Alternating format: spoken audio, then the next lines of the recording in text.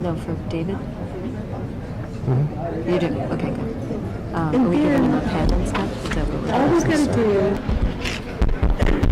do, it's mine is rec and his is not working.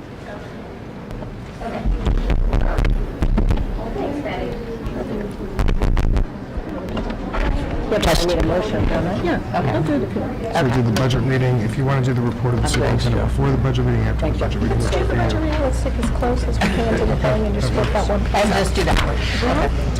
Okay, all right, thank you all for coming. Betty, please let it note that the board met in executive session to consider collective negotiations to Article 14 of the Civil Service Law and to speak about litigation with attorneys. And we're going to start with the pledge. So if everybody would join us. I pledge allegiance to the flag of the United States of America and to the republic for which it stands, one nation, under God, indivisible, with liberty and justice for all. Okay. So we had our audit committee. We're going to do our student recognition and teacher recognition. Where is he? I see him hiding over there. All set? Shall we begin? So we have a lot of people here tonight. Yes. Hi, Lindsay. Our SGO? Yes, we do. How are you? Why don't we do our SGO report? Do you need a few minutes? Are you by yourself? Em should be coming, she just finished a game. Okay, so we're going to do the recognition first. All right, good.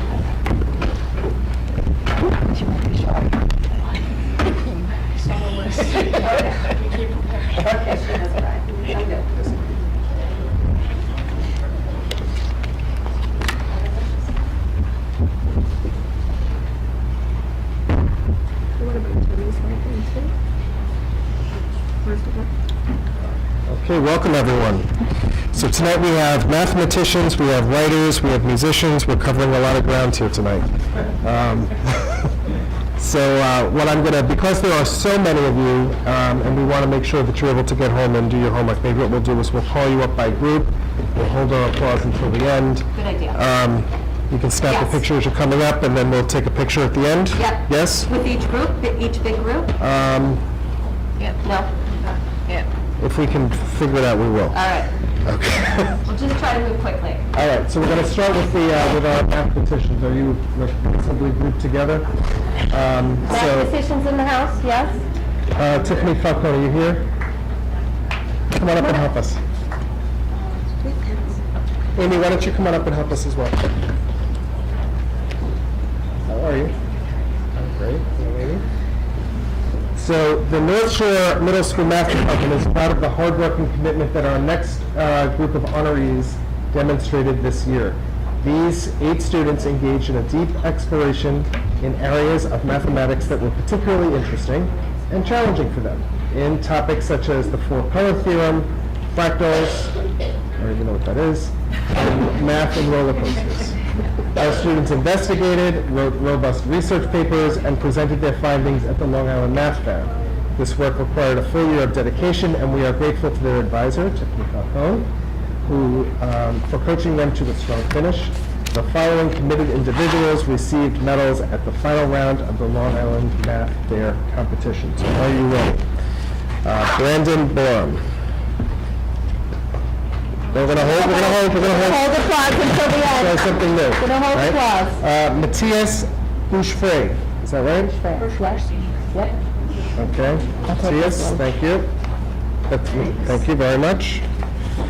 And Michael Fleming. Stay up here. Stay up here, Matthias. Michael Fleming. Yep. There you are.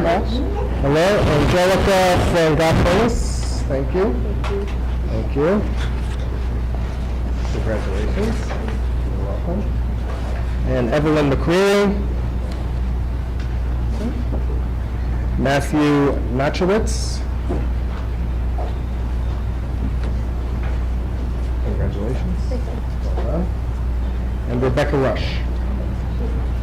She's not here yet. Okay. All right, so come on over. We'll take a picture. We have a pen for you. Thank you.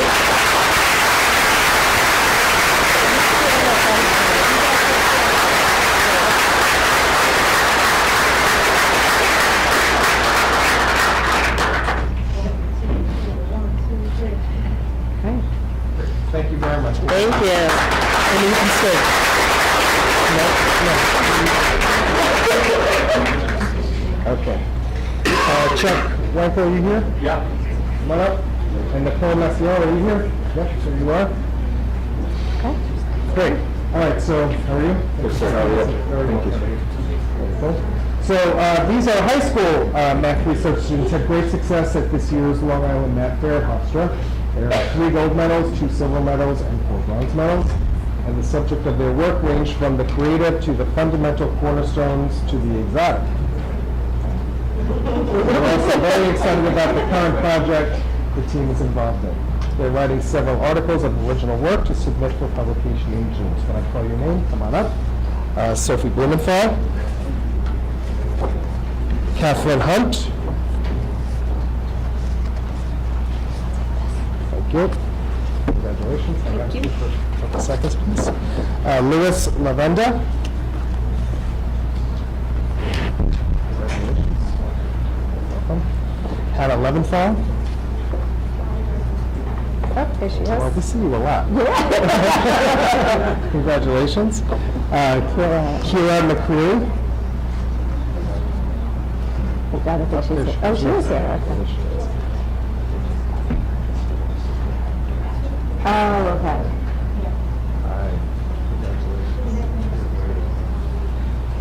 Esme Riley.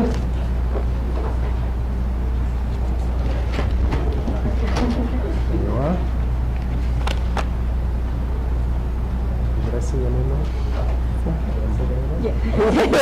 This one's your turn. Thank you. Gabrielle Zafira. She had another commitment. Okay. So congratulations to our high school math.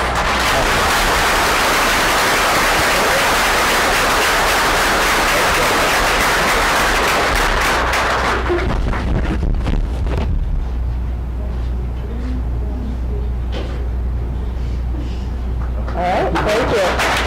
Thank you very much. All right, Josh Knight, are you here? I saw him before. Yeah, he's here. Not jumping through a snow wall tonight, right? Okay. So this award is the Nassau County Nassau Reading Council's 2018 Young Authors Contest, and it's for Zoe Mellon. Where are you? Zoe, you want to come out? So come on up and we'll brag about it in a couple minutes. All right, so you've been here a lot too. Congratulations. So we offer a hearty congratulations to Zoe for being selected as one of the winners of the Nassau Reading Council's 2018 Young Authors Contest. The personal narrative is a unique genre, one that not only hails writers' individual voices and perspectives, but also celebrates readers' universal experiences and desires. Zoe's piece showcases her skill at utilizing literary strategies to convey meaning, her work ethic in strategically coordinating story elements, her belief in the value of self-expression through language, and her generosity for inviting others to share her innermost insights. We are proud of you and your efforts and your talent, and for crafting words that resonate so clearly with those who read them and feel them. So thank you.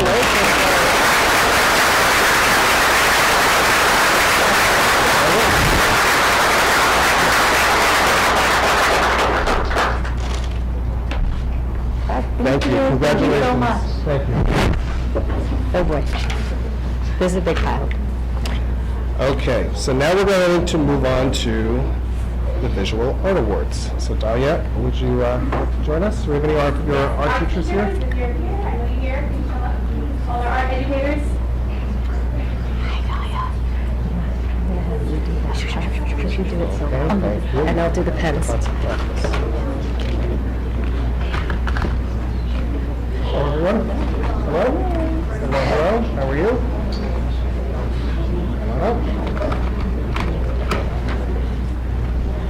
Okay, so we're gonna go through a few categories here. Our first group of students are all county art exhibit students. Nassau County-wide art exhibition featured the artwork of art students in grades K through 12 who have demonstrated excellence in a variety of two-dimensional visual art media. This year, 30 North Shore students were represented in the exhibition, and Julia Lenote was our Arts Supervisor Association Scholarship recipient. Congratulations.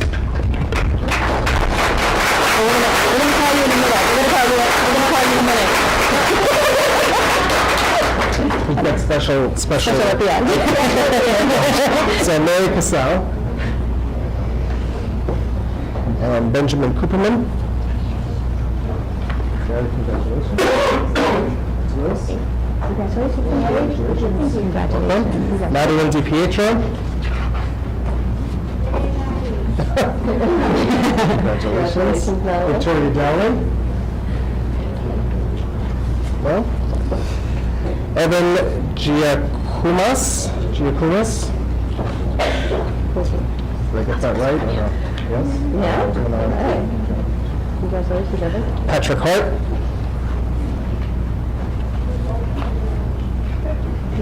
Congratulations, Patrick. Congratulations, Patrick. Emma Hurt. There you are. Hannah Ikawa. Thank you. Congratulations. Hannah, you here? Anthony Katak. Okay. Julia Lenote, come on back. All right, great, thank you. This is for you. Anthony. The last one.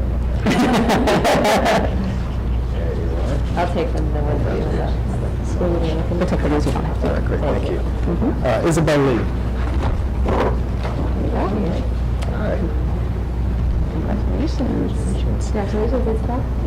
Heather Lennon. Lily Martirana. She was here a minute. Lily, where are you? She stepped up. No? All right, if she comes back, we'll get her up. Tizen Moses? Tizen? I'm saying this wrong. He's coming. All right. How do you say your name, honey? Tyson. Tyson. Oh my God, It's a good thing we have you guys to teach us. Thank you. Gregory Nemirov. There you are. Lila O'Sullivan. Congratulations. Lila, this is for you. Congratulations. Congratulations. Helene Prestandrea.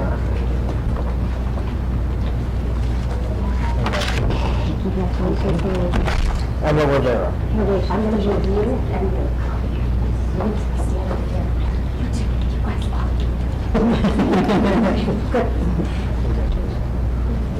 Thank you very much.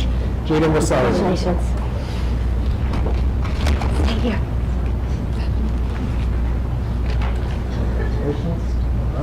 Nora Solomon.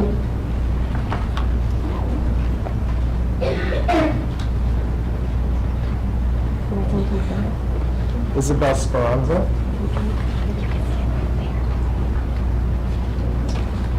John Stelling. Congratulations. Congratulations, John. Catherine Sweeney. There you are.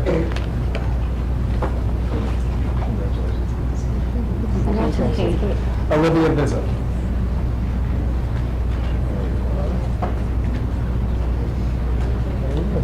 Congratulations. Congratulations, Olivia. Okay, thank you very much. So let's Let's see. Let's give them a round of applause.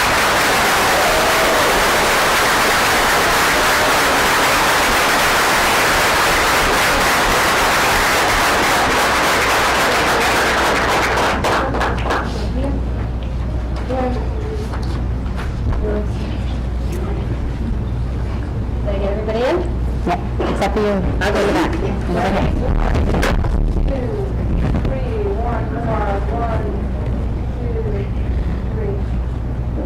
thank you. All right, thank you.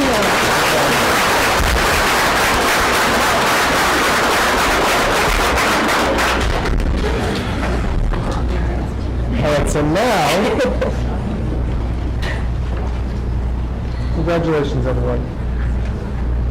We'll talk about our advanced placement exhibit. So,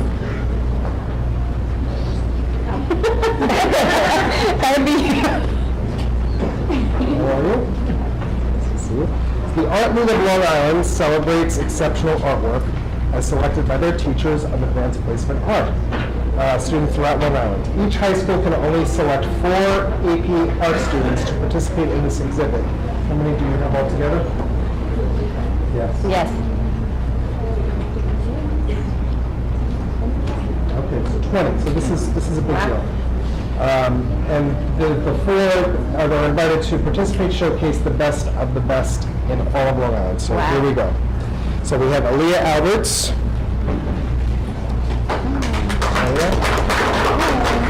Hello, congratulations. I'm a heart. again.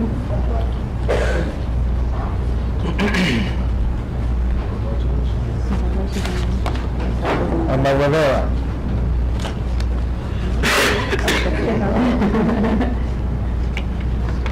Congratulations.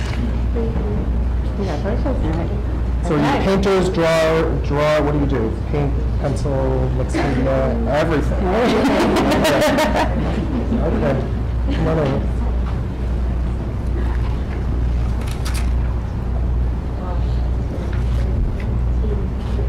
Thank you.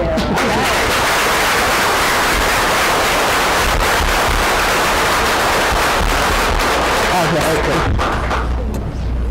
Now, Long Island's best, that's tall water. There's Catherine Hagan, where are you? I Come see on her up. parents, so she can't fly them. Somewhere. We'll brag about you for a little bit too. So Long Island's Best is a competitive juried art exhibition that takes place at the Heckscher Museum of Art. For this exhibit, high school students had to create a work of art inspired by art on view at the museum and also had to submit a written statement that explained the connection between the piece that they were inspired by and the one that they created. Not only was Catherine's work accepted into the show, but she also received an honorable mention for her intricate and powerful colored pencil drawing. Whose piece inspired you? It was a sculpture of Lady Macbeth. Oh, cool. Excellent. All right, awesome. All right, round of Congratulations. applause.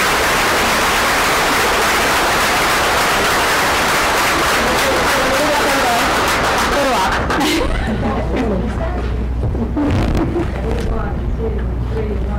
Thank you. Congratulations. Thank you. So that's it? This is next. So these are the Scholastic Art and Writing Awards. Come back up, Miss Eve. Overachiever.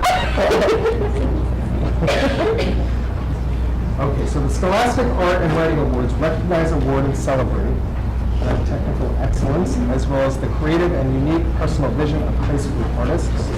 Our students received 18 art awards at the regional. I'm sorry? Okay, ready? The Scholastic Art and Writing Awards recognize, award, and celebrate the technical excellence, as well as the creative and unique personal vision of high school artists. Our students received 18 art awards at the regional level, including 3 gold keys, 4 silver keys, and 11 honorable mentions. At 11th, we've seen her once or twice, a gold key winner went on to become a silver medal winner at the national level. So when I call your name, come on up. Okay, so sure. Hannah Bradford, honorable mention. We have a lot to call, so we're going to ask everybody to hold their applause. So we got everybody up here. So we're going to make you stay up here. Eric Del Mar, honorable mention. Well, congratulations. Congratulations. Congratulations, Eric. Juliana DeFeo, Silver Key Award. Emma Hurt, honorable mention. You're going to have a lot of pens by the end of the day. Congratulations. Congratulations. He hasn't. Congratulations. And 11th, Gold Key Award. And just stay here. Congratulations. And then we have her 11th all for a national silver medal. Yeah, congratulations. Thank you so much. Beautiful piece. Lily Matarana for a Gold Key Award. Step down. That is here. Kira Patapad for a Silver Key Award. Emma Rivera, Silver Key Award. And here, yeah. Yeah, good seeing her. Congratulations, Emma. Congratulations, Emma. Madeline Rojas, honorable mention.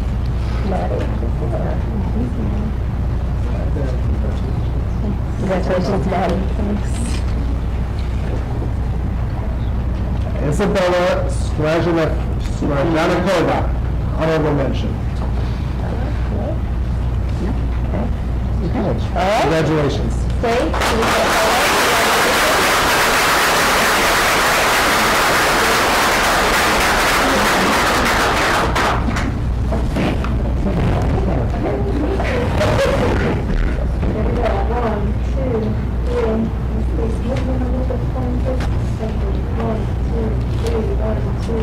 Thank you.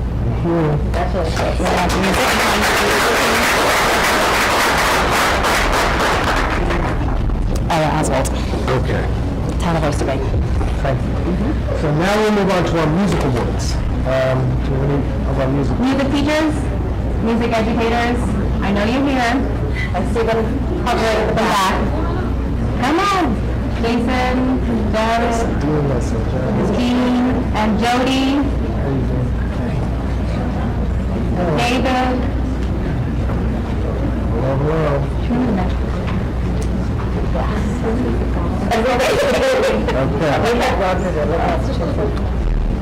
So, this is a silver award or is it? Silver award. Silver award. Okay, so this is, where's Ella Oswald? Are you here? Oh, boy. Okay. So, let's tell you what this is all about, right? So the Town of Oyster Bay Arts Council Scholarship is given to Ella Oswald. Town of Oyster Bay Arts Council awards scholarships to high school seniors pursuing education in the performing, visual, and literary arts. Students are required to submit a recording of a solo performance, which is adjudicated to determine scholarship recipients.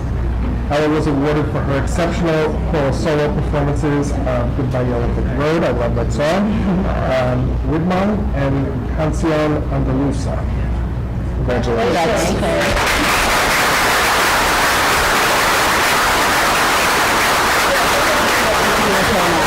Ready, here we go.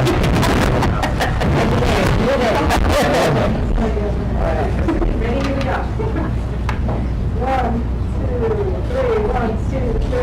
Okay. Congratulations.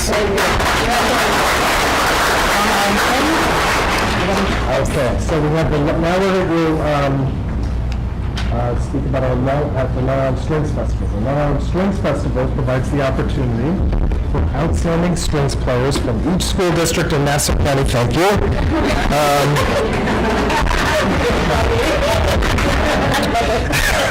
I'm like Britney Spears now, right? So, Long Island Strings Festival provides the opportunity for outstanding strings players from each school district in Nassau County to come together to perform challenging orchestral repertoire over the course of a few days and to perform at a concert under the direction of distinguished conductors and music educators. 3 elementary students and 7 Middle North Shore students, North Shore Middle School students, were invited to participate. So when I call your name, come on up.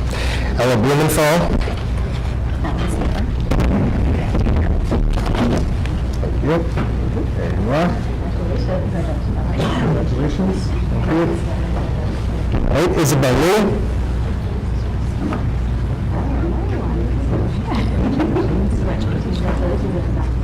Noah Lee. Congratulations. Harrison Levin. Congratulations, Harrison. Tristan Siegel. There you are. Your mom's been waiting all night. Congratulations, Tristan. Okay. Emily Viskovich. Viskovich. Congratulations. Thank you so much. Wengi Chow. Zhao. Congratulations. Congratulations. But they're here. Okay. All right. Oh, this is the, so this is back to Scholastic Arch. Okay, so now, let's wait for this, let's wait for this. Let's do this photo first. Okay. All right, I'm gonna ask you guys to come stand in front of your music educators here. Maybe I'm having a career, but okay. This is my fourth to last meeting. So here we go. 1, 2, 3. Hang on, I have to turn it on. 1, 2, 3. 1, 2, 3. Okay, thank you. Congratulations.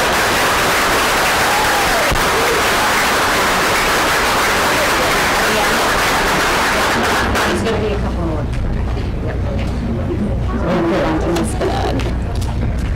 Yes? New York State Okay. Band Association. So, New York State Band Directors Association honors band members are honored band members are chosen each year from hundreds of applicants statewide based upon scores in New York State School Music Association NYSMA evaluation the previous spring.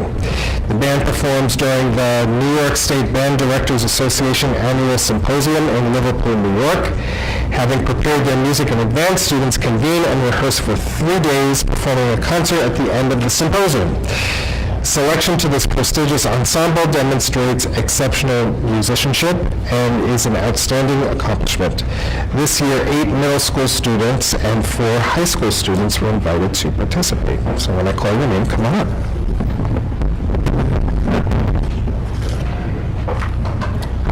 Nathaniel Brower.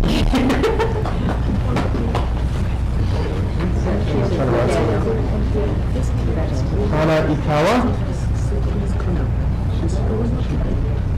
I'm sorry. Hana Ikawa. No? Michael McMahon.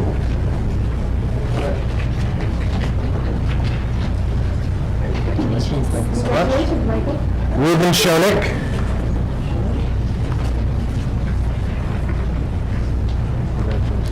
Thank you so much. Keegan Brown.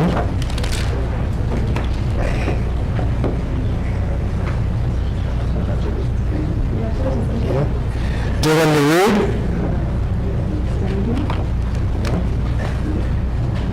Fiona Shonick. And Andrew McClellan. Congratulations. Thank you very much.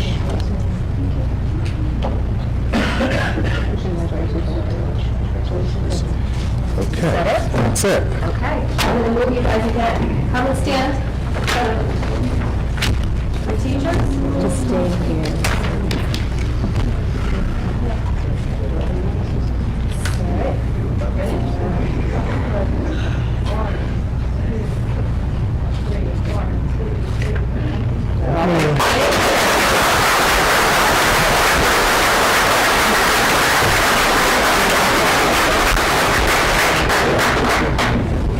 Okay, so now we'll honor the American Choral Directors Association National Honor Choirs. ACDA, as it is known, is the premier and largest national choral directors organization that brings together the finest American singers and clinicians from all over the country to participate in an annual conference focused on choral music. After being selected through an rigorous audition process, students rehearsed with master conductors and performed choral music at the very highest levels with other fine musicians at the Heinz Symphony Hall in Pittsburgh. This year, 2 middle school students and 4 high school students were invited to attend. Ella Blumenthal, come on up.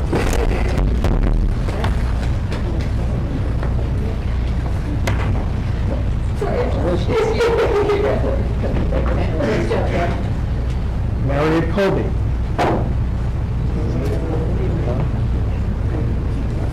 Christina Gofflin. Loretta Nestor.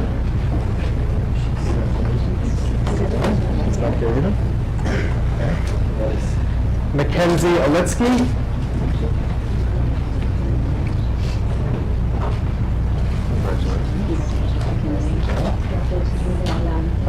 Oswald.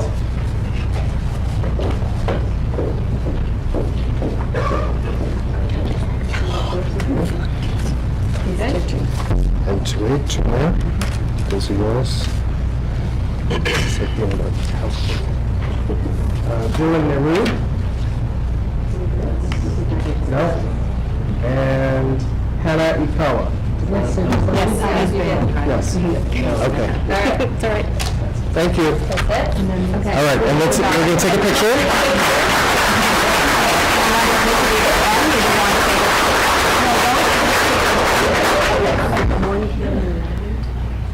One minute.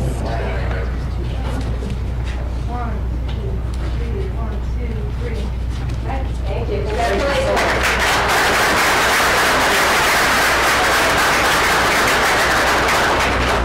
I just feel bad because they're in the audience. We're going to call anybody who missed their group, we're going to call you up after, okay, if you came in late. Okay? Okay. Yes. So don't leave, we'll call you up. Wait. Sorry. Thank you. So in case you're not aware, one of the really special things about North Shore is the Fine and Performing Arts program. It is enormous, it is comprehensive, it is, the talent is unbelievable. I went to the jazz concert the other night. I was like tapping my feet for the rest of the night. It was really remarkable. You can see the artwork all around the building. You can see it in every single level, and you can see how it is connected at every single level. It's really, very, very, very special. And so as a result of this, North Shore has been honored once again with the Best Communities for Music Education designation. So congratulations to all of you.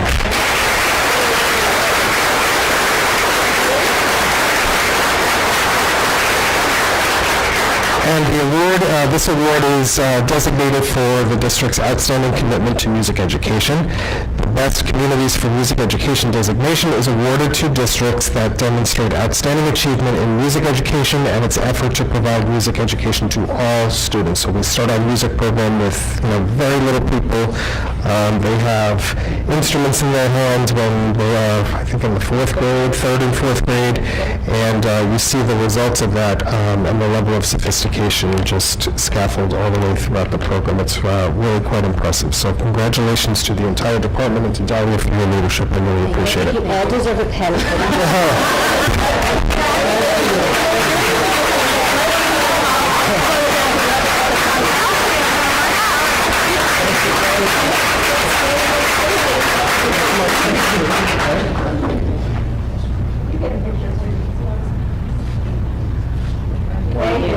All right, Corinne, are you here? How are you? Come on up, Corinne. All right. So we're going to take over. You have to, like low tech, we don't have clip-ons. It's a budget issue. So I'll hold it for you. Just Perfect, thank you. Okay. So hi everyone, my name is Corinne Heffernan and I am the North Shore Band President. Mr. Soto was recognized as New York State's Band Director of the Year, so we just want to come out and recognize that fact. In my hand, I have over 80 Post-its of one word to describe Mr. Soto. All of us wrote one down, so I would like to share a couple of words. So come stand over here. Come bask in the glory. I know, but it's awesome. We're so proud of you. So we have hardworking, dedicated, energetic, kind, iconic, devoted, caring, passionate, gorgeous,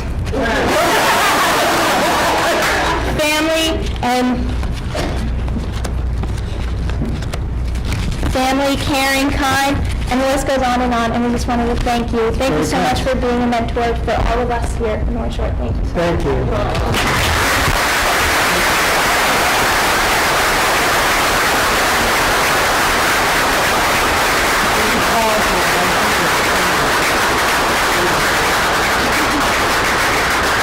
And nobody said you were a dancer, right? Yeah, that's true. So,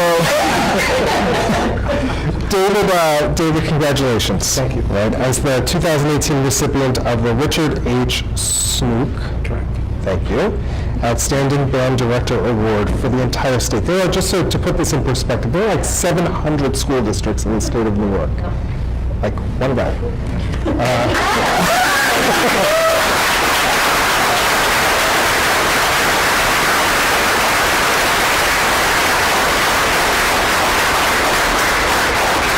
Selected from a list of educators ranging from elementary to college, so then the number goes like. This award is given to one band director annually in the entire state. The honor recognizes individuals who not only demonstrate mastery in their craft as educators and musicians, but who also understand what it means to be a learning and a growing artist. And we see that day to day. So when I pop in their classroom, it's just fun and engaging and inspiring. And so that is part of the criterion. So on behalf of the entire North Shore Schools, I salute you and I thank you for your good work. And I am thrilled to be your colleague. Thank you very much.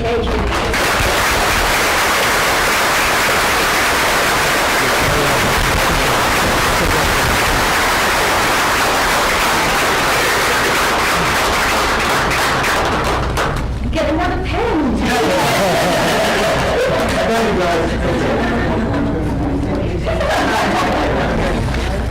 Oh, David, David, oh, lest you leave too soon, we have a certificate for you.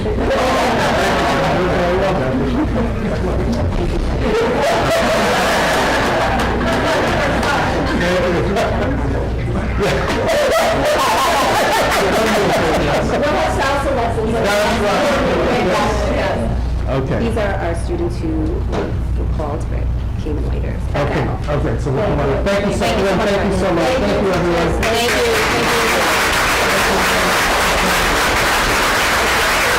Okay. So why don't we just see, did anybody come in late that did not get their award for anything? I see Esperanza over there, is that what I see? Esperanza. What category? Okay. Come on up. So I have the certificates I have are Noah Ribeiro Alonso.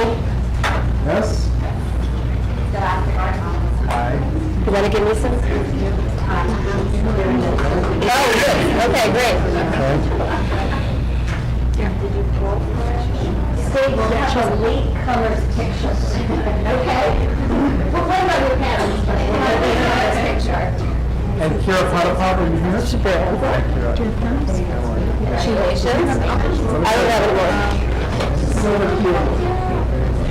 Welcome. Is there anybody else? Okay, anybody else? Did you get, was there anybody else? That's it? Can we do a photo? Okay, we'll do one photo. Yes, we're recording.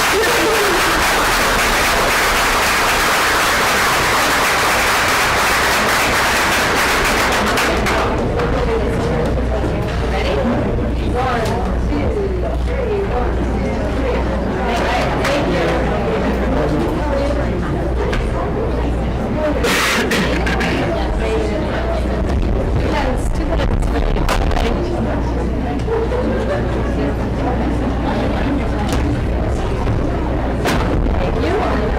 Straighten back out here.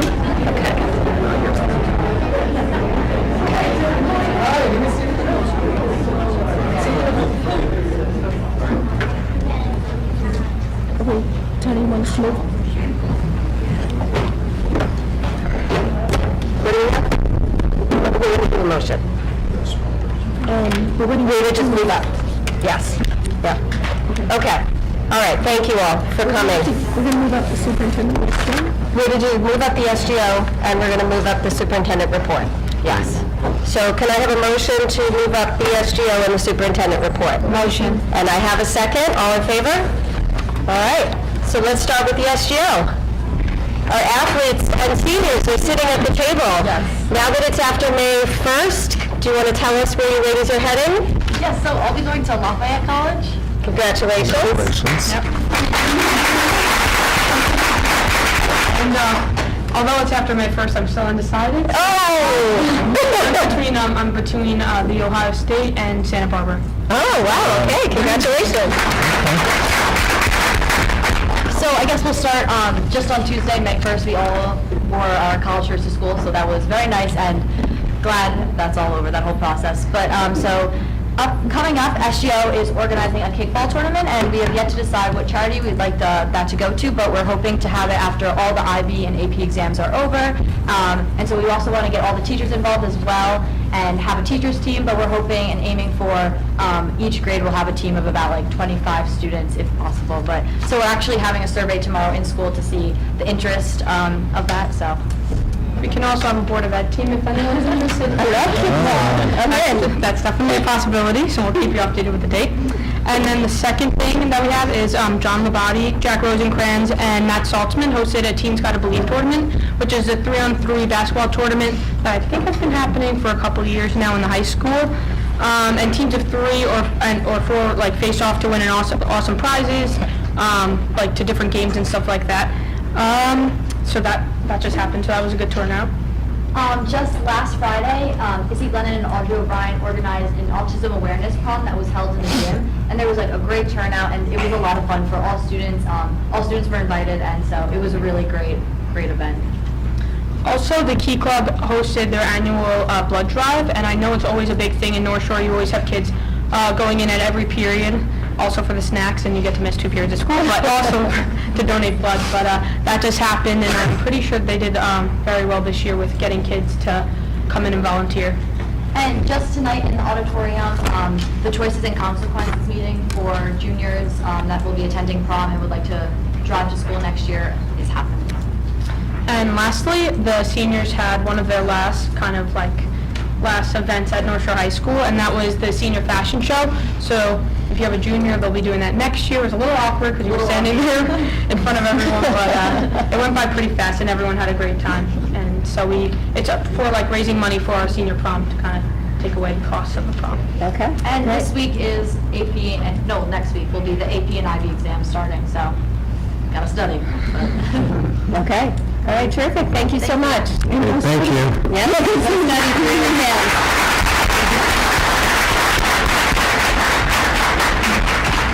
okay, so let's move on to the budget reading first, and then we'll do the superintendent's report. Sure. So the budget reading is a requirement where we have to read the details of the budget.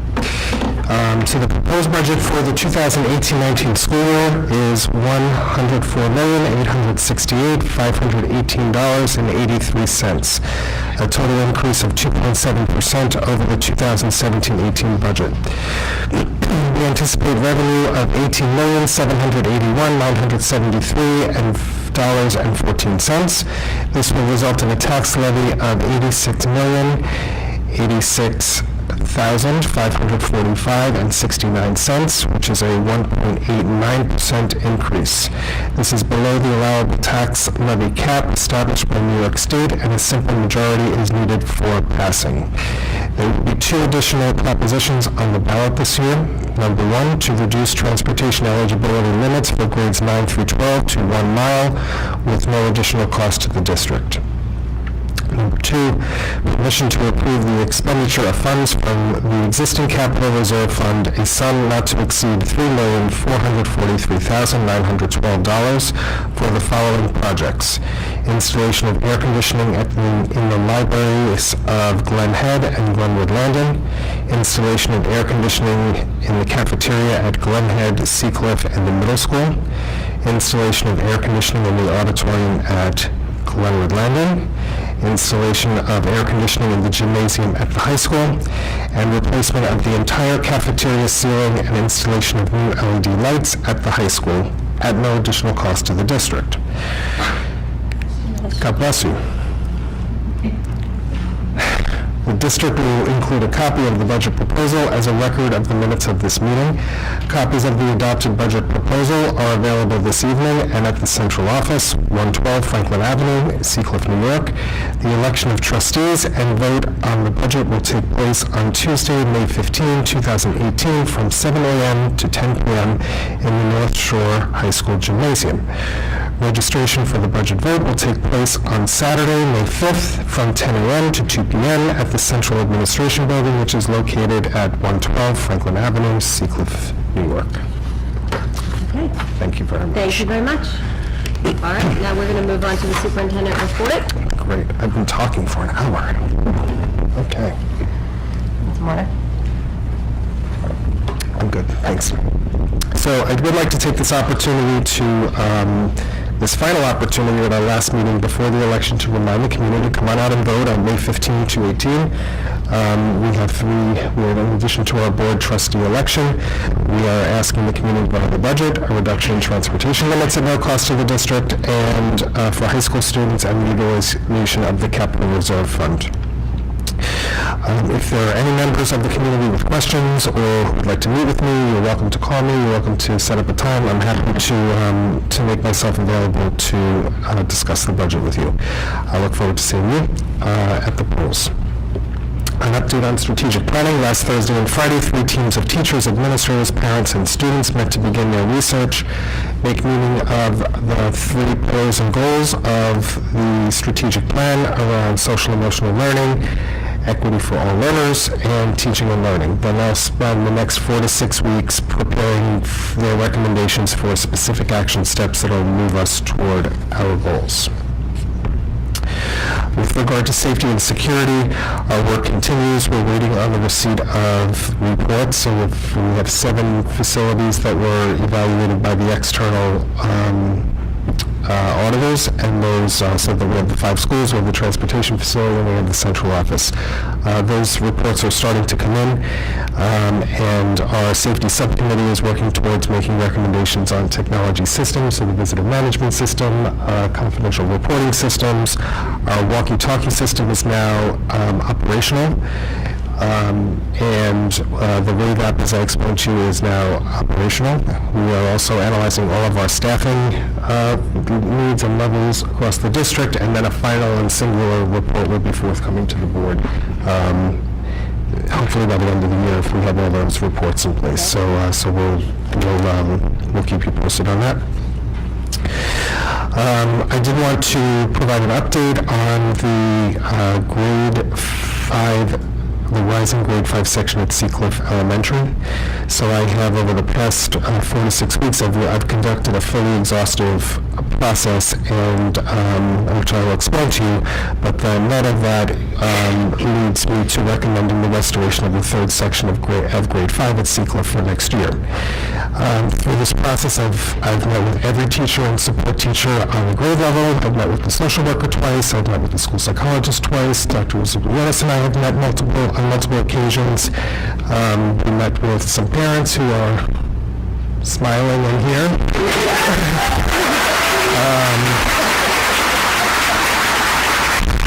So I wanted to put some, and I know I did want to put some context around this. So this is a cohort that, when we looked at the budget, we looked at 44 kids in 2 sections, and we said this could possibly be accomplished in 2 sections, and then we met with some parents, and they asked us to take a deeper dive into that work, and so we did. And I would say the needs of this cohort are extremely complex. In most circumstances, I really do think we could make this work. I really sought to explore the feasibility of supporting the cohort in 2 sections with additional full-time support versus 3 smaller sections, and we really worked through what we thought was going to be the best, where the kids were going to make the most progress. We prepared class lists, 2 class lists. We prepared 3 class lists. We sat with Post-its and we moved things around. I'm not going to tell you where they are. Right, exactly. So you'll find that out later. But the net of this is, when we really looked at this and stood back, and all of us together thought that the combinations of children in the 2 sections were complicated. And so I believe that it is in the best interest of the children and the best educational decision for the students to be in 3 sections for their final year at Seacliff, and prepare them for a successful transition to North Shore Middle School. So I thank I thank you all. I know you're going to be here, so.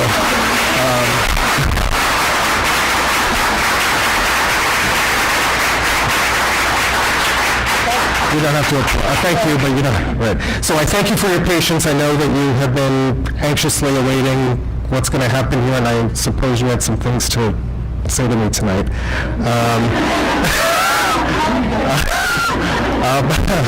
But I thank you, I really do thank you for hanging in there with me. I really, it was, I tend to be a person who's fairly process-driven, and I ask a lot of questions to get down a path of inquiry, so I appreciate that. I also want to I'm grateful to Dr. Z and the teachers and the support staff and the mental health team for helping me get down this path of inquiry, and for the board. I would like you to just, there is contingency funding that exists in the budget for this, so we'll be just fine. I can take questions after I'm done here. And then lastly, our administrative searches are underway. We have, believe it or not, over 304 or 5 applications to be exact for the middle school assistant principal search. Wow. We have about 50 for the director of special education. We're starting our screenings, physical screenings tomorrow for the assistant principal search. We'll probably get those physical screenings done. We're doing the paper screening now for the director of special ed. We'll have people done likely next week. We'll then move candidates to interviews, and then a final interview with me. And I expect to have references checked and a recommendation to the board by May 31. So before we conclude that, I do want to thank, you'll see on your agenda tonight, Rachel Bloom's resignation. And I do want to thank her for her excellent work over these many, many years in North Shore. She has done good work for the district and for the children. And I wish her well in her new position as a principal at Valley Stream North High School. And so... That's it? That's it. Okay, thank you very much. Thank you very much. Thank you. Special ed, because we sent them around. I think so, yes. Okay, so we're going to move to the town meeting portion of the evening, which is where we open it up, not that we don't do that at every meeting, but we open it up to the public to ask us questions.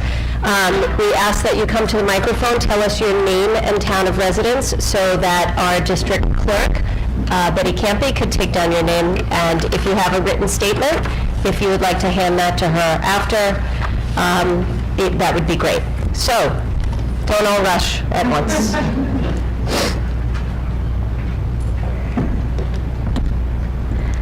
Good evening. My name is Kathleen Reynolds. I have 3 boys, one in the high school, 2 in Seacliff School. And I'm here with the 4th grade class from Seacliff School, and just wanted to give you a heartfelt thank you, really, for going back and doing that deeper dive to really help our children, because with the 3 sections, it's been successful so far, and we're truly grateful. So, thank you. You're welcome. Okay.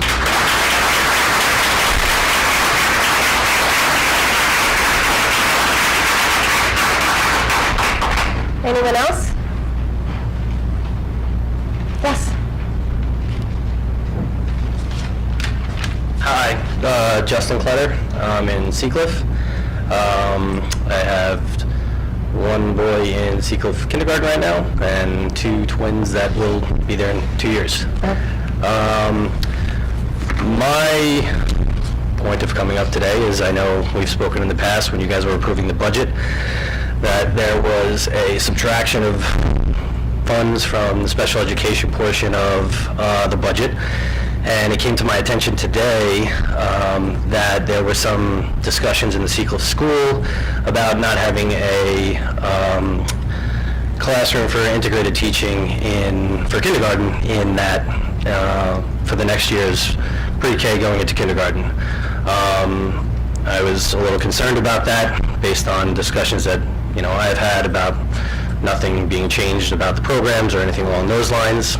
I don't have children in that portion of the movement there from pre-K to kindergarten, but my concern overall is for special ed children in our district and how the decisions are made, and whether you can, elaborate on that. I see that there's a action item tonight, action item M, to approve the special education services and IEP. I don't know what that is.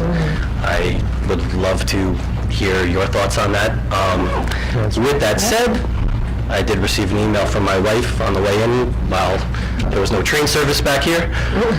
So I do know that there have been some amendments to what has been stated to other parents in the Seacliff School District, but I'm actually here to listen. Thank you, thank you. Yep. So I can answer that. Yep. So the reason why there is not an integrated co-teaching class at Seacliff in kindergarten for next year is there are no children being recommended for integrated co-teaching who attend the Seacliff school. So there are we know of 2 or 3 children who have been recommended for integrated co-teaching for kindergarten, and that they will receive those services at Glenwood Landing next year. So there was never a cut in the program. I think there was some concern about, a rightful concern about the way in which it was communicated, and then some rumors got started that weren't true, but honestly and truly 2 weeks ago I saw the list myself. There were no children being recommended from CPSE to CSE for the integrated co-teach classes, 0. So that was the reason why those classes were not programmed. They were, right? So, but we have new information as of, it came to me as of yesterday, and so I met with the special ed team, I think it was yesterday, maybe it's the day before yesterday. I think it was the day before yesterday. We spoke about what was going on, we met yesterday, we put a plan in place, we emailed parents today, let everybody know that there is indeed going to be an integrated co-teach class for kindergarten. So There is. there is. Okay. Yeah, it's, Yeah, there is. and There aren't any children at Seacliff. Yeah, For an so- integrated co-teach. Right. so I guess I should probably preface this with I don't know when decisions are made. I don't know when the decision to have a classroom or not have a classroom was made. I know with special ed students that the review of them, each individual student at each individual moment, at each individual meeting is what determines where and when we should have classrooms. And I hope those decisions are being made when they meet the student. That's I couldn't agree with you more. okay. I appreciate your time. Thank you.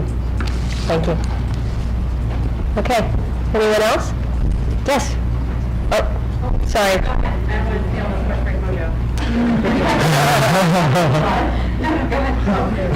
Future student in there, she goes first. Hi, my name is Lori Schneider. I'm a Seacliff 4th grade parent. I also have a kindergartner, and I don't know what year this one on the way. Thank you again. My daughter, who's in 4th grade, does have an IEP. My husband and I feel very blessed to be in this district. She would not be where she is today without the support of the board and the superintendent a couple years ago and all of her amazing teachers. Just going back to the question that we were just reviewing, what happens if mid-year a child needs to be classified at Seacliff for an integrated classroom? So we would take a look at all of those options and we would make sure that he or she got exactly what they needed. Within their home school though? Perhaps, right, perhaps. And when you lose a program like that or lose a teacher like that, what about the following year of kids coming in, CPSE kids coming in who might qualify for integrated classroom? How difficult is that going to be to get that class back? So not hard at all, right? So in the spring of next year, we'll look at who's rising from preschool, and then we build the programs based on what's needed for those group of kids. So the staffing levels across the district at the elementary level have actually increased by 0.5. Okay. Right? So there hasn't been a cut in staffing. People might be being used differently. But there's actually an increase. With adding the half the ICT back in kindergarten, that actually resulted in a net gain to staffing of 0.5. What we're aiming to accomplish over the course of a period of time, and we're starting a pilot next year, is a full day integrated co-teach in 1st grade. Right. And so that will run in 2 different schools. And so we think that's a better we're excited about that. We think it's a better service model. Right. But it has to be based on the numbers of students that we have and the current students that we have for us. So the program gets evaluated and set every year. Okay. All right, thank you. Thank you. Good job. I am Pooja Vera Seacliff. Good evening. Thank you guys for holding the town hall tonight. I have some concerns regarding the special ed services that we receive. You guys have done a really great job over the years sort of addressing the allergy and food sensitive kids in the district. We've got the allergy tables. We've done some great strides. I think there could be more strides made to keep the students safe. Examples I can give you, just at the Seacliff School playground, for instance, we have the ice cream truck parked on the corner of Carpenter and Littleworth Lane. We have several students that are in the school now and upcoming students that are coming in with considerable nut and dairy allergies that are life-threatening anaphylactic contact allergies. There's small signages that did get put in a couple years ago on our school playgrounds, kind of asking parents to be more conscious of not bringing these food items, or any food actually, onto the playgrounds. And because the signs are so small, in my opinion, I think some of that is just dismissed completely. And there's not enough advocacy done, I think, at the district level to protect the kids. We've talked about these 5-year strategy plans where we're talking about a sense of belonging and a social and emotional state of students. I do think allergy students often get left out of these conversations. There are a lot more of these kids now than there have been before, so you're seeing them at the elementary level. There are going to be a lot more coming into your middle school, into our high school, and their needs are going to have to be addressed in a different way than we've ever had to address them. So rather than being reactive and waiting for something to happen, I think we can be more proactive. Like we have been, we can be even more so proactive as a district and start considering some of those things. Another example could be, and I'm talking from personal experience because my daughter does have these really bad food allergies. Even the training that we give our aides, they're really good people. They have great hearts and they mean really well, but I don't know if the training around what they're being told and how they're supposed to exercise their training are two different things. If my daughter suffered a reaction in the cafeteria, her aide is nowhere near her. So when it happened 2 years ago, a student had to go and tell the aide that milk was spilled on her by accident. It was a complete accident. And, she was breaking out in hives and wheezing and had to be brought to the nurse. But the aide was nowhere to be seen to take care of it right then and there. And I don't think it's because the aide didn't care, and I don't think it's even now that the aide she has doesn't care. It's more about the training that they're receiving and what level of understanding do they have that this is really life-threatening. We don't want to see a kid progress to a state that is going to put them in the hospital. Nobody wants to see that. None of us want to see that. Not just as a parent, but as a district, we don't want to see that. So I do think there's so many things. I'd be happy to sit down and speak more about this with you, but I do think we can make better strides in our special education. Our IEPs come, and I think there's just not enough training in our special ed services to take care of these students and give them that sense of belonging so that they don't walk in feeling scared. They shouldn't have to go to school the next day. My daughter goes to school, her peers who have the same allergies, who see the school or different allergies, that see the action on the playground, the next day, they're fearful. Like, can I touch the equipment? Am I going to get an allergic reaction? It shouldn't be that way. It really needs to be a little bit safer. Thank you for hearing me out. I appreciate it. Thank you, Pooja.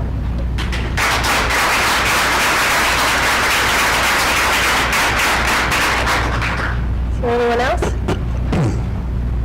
Okay, we're going to move on to our business. Thank you all for coming. Please stay if you'd like for the exciting part of the evening where we discuss our business. I don't think they like our exciting part. Okay, let's talk about the approval of the minutes. Those are from April 12th and April 17th. May I have a motion? And may I have a second? Second. Any comments or questions? All in favor? Thank you. Okay, let's move on to the approval of the treasurer's report. Could I have a motion? And a second? Second. Any comments or questions? All in favor? No, we'll move to regular business and we'll do the discussion on prevention and the needs assessment. And I'm really sorry that you don't have a bigger crowd here for this. I'm very glad that we're taping it. Okay. So, Shelley, can I ask that you turn the camera to the when they do the presentation, can we turn the camera to the presentation? Thank you. Okay, so I wanted to put some context around this for the board.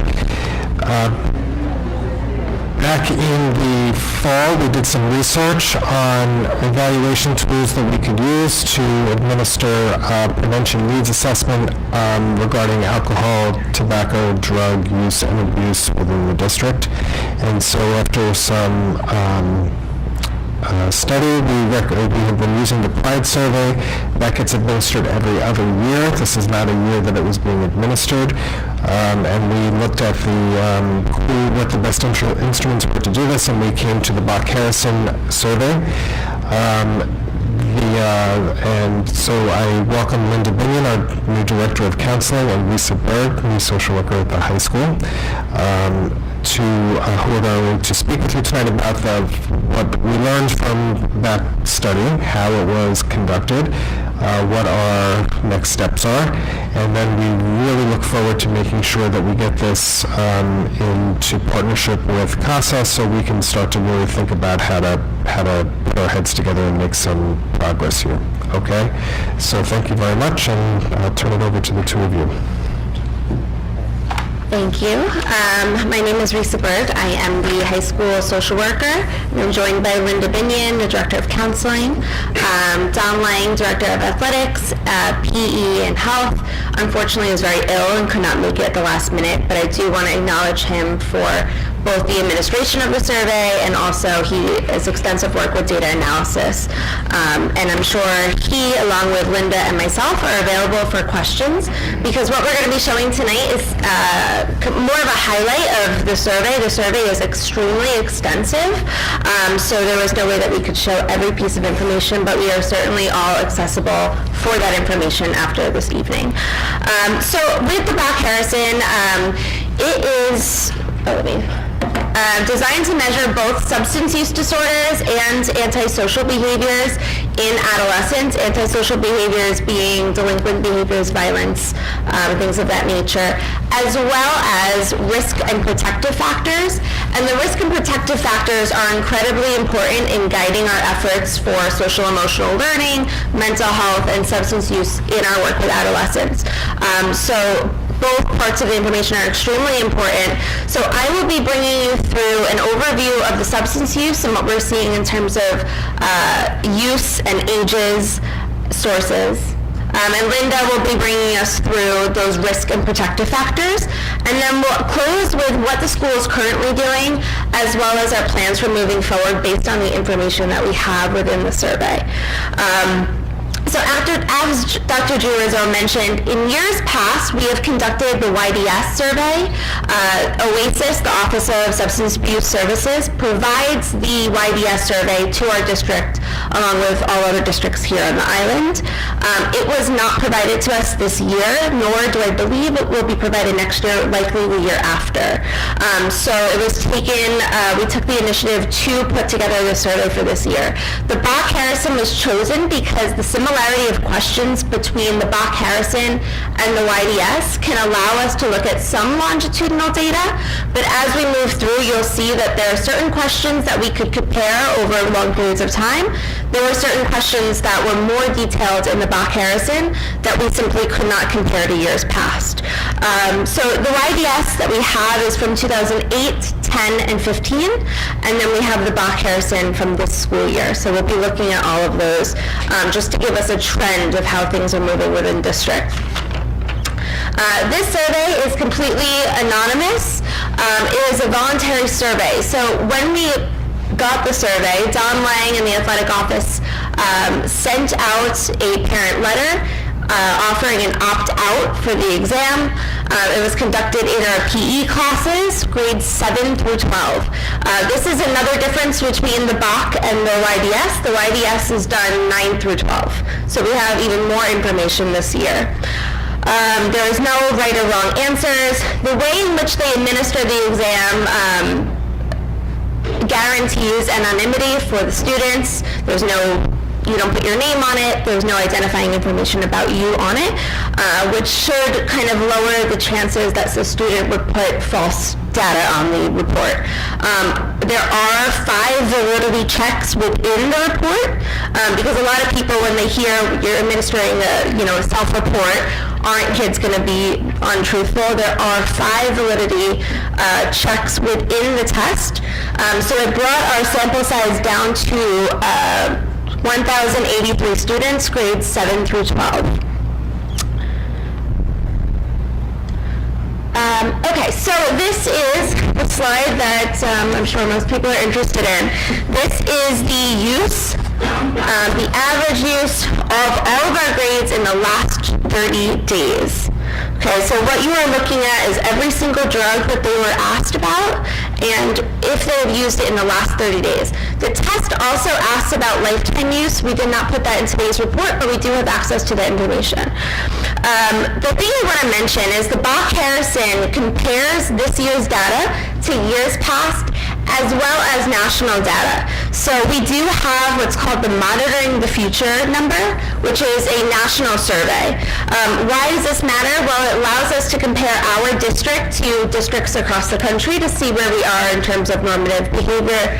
And so the good news is most drugs we are well below the Monitoring the Future, the national survey number, with the exception of 3 drugs. Those 3 drugs are alcohol, e-cigarettes, and amphetamines.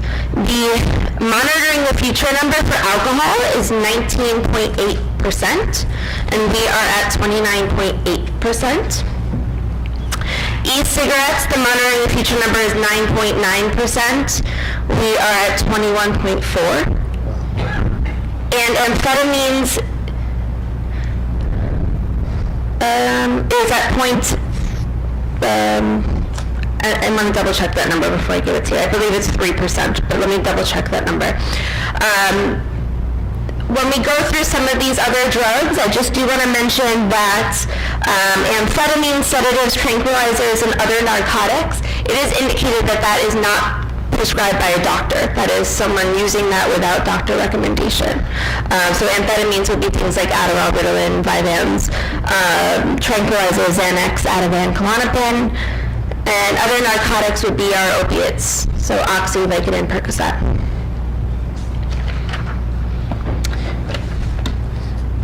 Okay, so this is our longitudinal data of that substance use. So the YDS surveys that we have used in the past, the way that they generate the information is they couple together 9th and 10th grade and 11th and 12th. So we continued with that trend when putting together this slide. So the 2018 data is an average of our 9th and 10th grade classes. So what we're seeing here is an overall trending downward for most drugs. The one exception is in 9th and 10th grade, we're seeing an increase in our marijuana use. Some could speculate that's due to the increase in vape pens, but we're still analyzing some of the reasons behind this data. But overall, we're trending downward from years past, which is exceptional news. It means that some of our efforts may be working in terms of reduction of substance use. Binge drinking, as defined by the survey, is 5 drinks or more in a row in the last 2 weeks.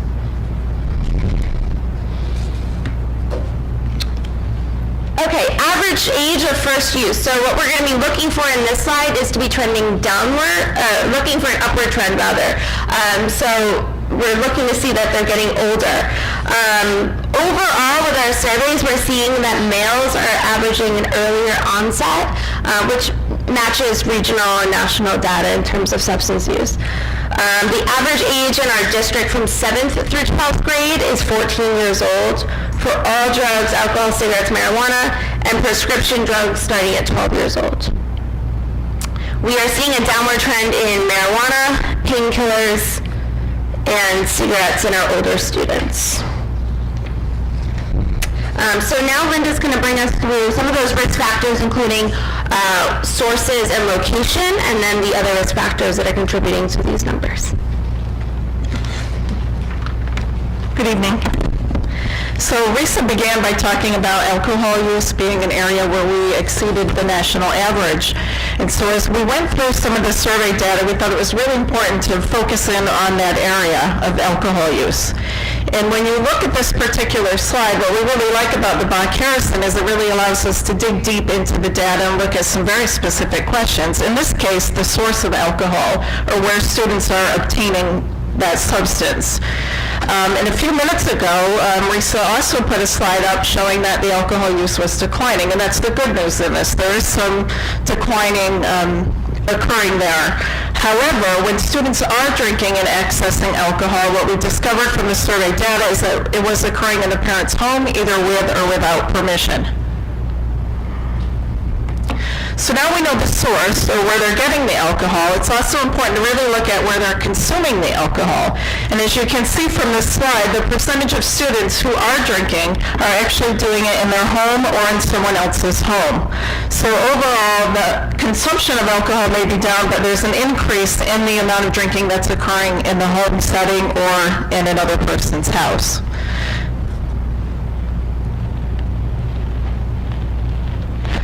So, we're actually about halfway through our presentation, and if I were sitting in your seat, I would be wondering why are some students using a substance and abusing substances and other students are not. And that's where the protective factors come in, because every student, every child, every adult has something called a risk and a protective factor. Protective factors are characteristics of an individual, a family, a school, a community that keep us safe and allow us to respond to the curveballs that we sometimes are thrown in life. So when we teach our children to bowl, we put up those bumper buddies, right? So that they can bowl and they don't get a gutter ball. Protective factors are very much like a bumper guard or a bumper buddy when you bowl. So that when we are thrown a curveball, we have enough factors in place that we know how to respond, we know how to cope with the stress and the disappointment, and the ball just deflects, so to speak, and we continue to move on. Those are protective factors. So when we looked at this slide, we do have a lot of good news to share. If you look at the very last column, the high protection youth, you see that our students have a protective factor of 82.3%. Now what that means is that 82.3% of all students have 4 or more protective factors in place already. The average norm for the Bach Harrison is actually 45.9%, which is a significant difference, showing that our students do have protective factors.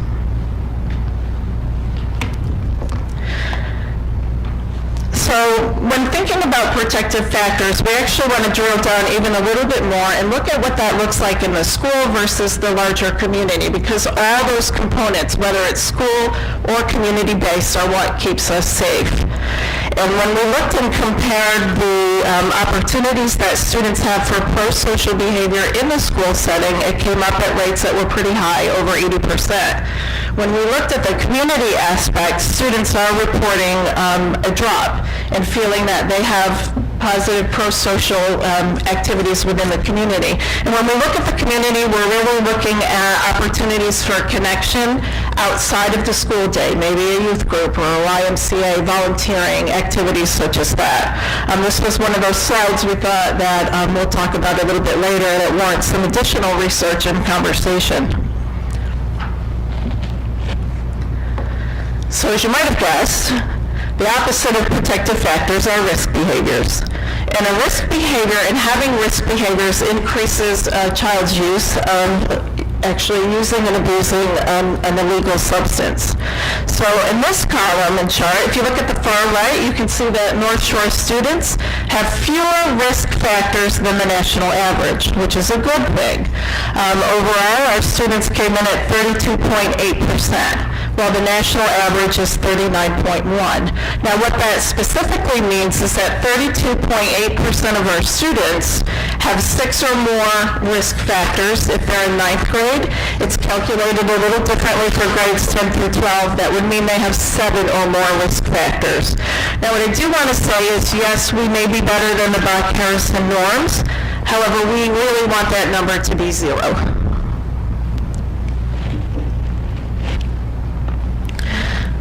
When we also looked at risk factors, we looked at both peer behavior as well as parental behavior. So when the survey looks at peer behavior, just to help you understand this a little bit, they're asking students in the survey questions like, is it cool? Would your friends think it's cool if you smoke, if you drank, if you took amphetamines? And that's exactly what that means when it talks about the antisocial peer rewards, so the peer rewards for antisocial behavior. In a similar way, when it looks at parental responses, the parental attitude being favorable to an antisocial behavior includes prompts such as, would your parents feel that it's wrong if you drank alcohol or if you used marijuana, just to give you a little insight into those questions. As Risa says, there's a lot more to this survey. We'd be happy to answer questions later. However, what we wanted to do now is share a few key points and findings in the survey, and then step back and give you an opportunity to kind of reflect on the things that we are doing and we already have in place prior to the implementation of the survey, and then what we plan to do post-survey. Okay, so the school is taking considerable action to deal with substance use disorders and mental health within our schools. We use the Too Good for Drug, which is an evidence-based curriculum in all of our elementary and secondary schools. This is a 10-week curriculum that's implemented either in health or PE, depending on the school. Back to school night, all of the social workers had substance use information, resources in the community for mental health. At all schools, social workers were available for those resources. During Red Ribbon Week, all schools participated. Here at the high school, we had treatment agencies that are listed here come in, and I don't even believe these are all of them, come in and speak with students. They were available to students all day long with resources, questions, prompts, and so a lot of students got a lot of valuable information from them. They were available during commons and lunch periods, which was excellent, and a lot of student interaction there. The peer leaders presented to all 9th through 11th grade commons classes about facts about drugs and alcohol, different statistics, and where to get help. We are supporting the coalition by having one social worker sitting on the board of the coalition, the NSCASA, and a middle school social worker as the school liaison. And we are also working with the youth group there and trying to build and support our youth committee to become more accessible and available to NSCASA. We, of course, use Athletes Helping Athletes. Elementary schools did Red Ribbon Week. There was classroom cushions. All of the different elementary schools use some different curriculum. Glenhead uses Too Good for Drugs as well. Glenwood Landing uses the Ruler program. Seacliff teaching tolerance in addition to Too Good for Drugs. So there's a lot of evidence-based curriculum around social emotional learning and substance use starting in our elementary schools. We also bring in tons of presenters to talk about things like substance use disorders and mental health. Last year, the 2016-17 school year, we had Anthony Rizzuto, with Ann McCormick. We had our Truth and Consequences event. And this year, we had, and this is just to name a few, we had Steve Chasman of the Long Island Council on Alcoholism and Drug Dependence. We had Dr. Dewey talking about the neuroscience behind substance use disorders. We had Kim Larrabee talking about how to stand up and be a good leader and build self-esteem. Tonight, we are having our Choices and Consequences for our juniors, which is all about social host, drinking and driving, making good decisions. Kim Larrabee is coming again to talk about vaping. Stephen Dodge, a young man in recovery, came and spoke to students. as well as in our health classes, we're having different agencies come push in to talk about various topics, including Megan's Law and the Long Island Crisis Center. So what we aim to do is not only give students the information, but also access to different agencies and people on Long Island with different specialties about mental health and substance use so that they're connected to as many people as possible. With that being said, every single school has a social worker available to them at any time without appointment and maintains confidentiality. And a lot of students use the social worker in high school.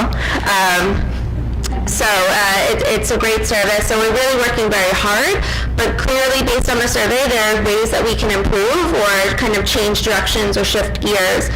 So Linda is going to talk about some of those future steps that we're going to take based on the information that we got. And as I said, I do have the survey, so if anyone's interested in looking at it, I'm more than happy to talk about it. So as you heard, we have a lot of opportunities for students to explore topics such as self-esteem, which helps with refusal skills, as well as learning about the dangers of substance use and abuse. We have risk factors that are lower than the national average. We have protective factors that are higher than the national average. And what that means is we have a good foundation to build upon. And when we talked about wanting zero risk for kids, we do believe in continual improvement. And when we reviewed the survey, there are several things that we do plan on doing as our next steps. Some of those include our strategic planning committee. Many of you may know that we have a social emotional learning portion and goal. We plan to take this survey to our committee, and I co-lead that committee with Dan Mass at the middle school, and Risa's also on that committee. We plan to share the survey results for them so that we have an opportunity to really dive into them and look at the data even more so than we shared with you tonight, so that we could look at social emotional learning programs. We can look at ways that we can improve and enhance what we already have in place, as well as other things that we need to bring to the table and consider. On top of that, Don, who is not here tonight, chairs our health and PE department, and our health teachers will also be looking at current health curriculum, where a lot of this subject matter is taught as well, and we'll be looking at ways that they can also enhance or change the program if needed. Additionally, when we looked at this, substance abuse is more than a school concern. There were a lot of community-related questions as well, and we thought it would be really important for us to have an opportunity to talk about and collaborate with others for how we can support both parent training and support, as well as community training and support. We're going to say something? I was going to say switch this. Oh. I should switch the slide, I'm sorry. That really concludes this portion of our presentation. We wanted to thank you for your attention. We didn't know if there were questions for us. First of all, Mary, I'll let you go in a second. I want to thank you both. Risa, thank you for jumping in at the last minute. We really appreciate it. And that was wonderful. Thank you very much for the extensive. I have a couple of questions. I'm going to let the trustees go first. That's a lot of information to absorb and understand, and I hope we'll continue to use that information. You'll be, I'm sure, working with CASA and working with the rest of your social workers and across the district to help implement the consequences and, at the developmentally appropriate levels as well. But Marianne, I'll let you go first. Sure, thank you very much. I appreciate the report and all your hard work. I just have a question on the alcohol, because I know this is a very high-level summary, and I appreciate you also giving that to us so we didn't have to go through pages and pages of information. It seems that alcohol is probably the most abused substance according to your data, and I was curious, when you talk about parental consent, because that seems to be a significant number of giving them alcohol or having alcohol, is there any distinction in the data between children parents giving children a glass of wine on a special occasion, and parents dropping their kids off at the golf, at the golf course to drink with their friends, or allowing their friends to come over and party. Is there any kind of detail in the breakdown of that? So in the survey, it specifically separates, when they're talking about drinking behavior, it's not for a religious event or a few sips given by a parent. With that being said, dropping a kid off at a golf course, I'm not sure how a kid would mark that as consent or not consent. I think that's kind of one of those gray areas. When they talk about with or without consent, it's in the home. Right, so when we're looking at these numbers, which are pretty high, we're talking about not that little special occasion. This is, Correct. right? Correct. Actively endorsing underage drinking and, actively allowing underage drinking. It's not a religious event and it's not a sip. Have we done in the health classes, I'm sure you have, but I know from experience with, with other children and young adults that I've had in my home, they're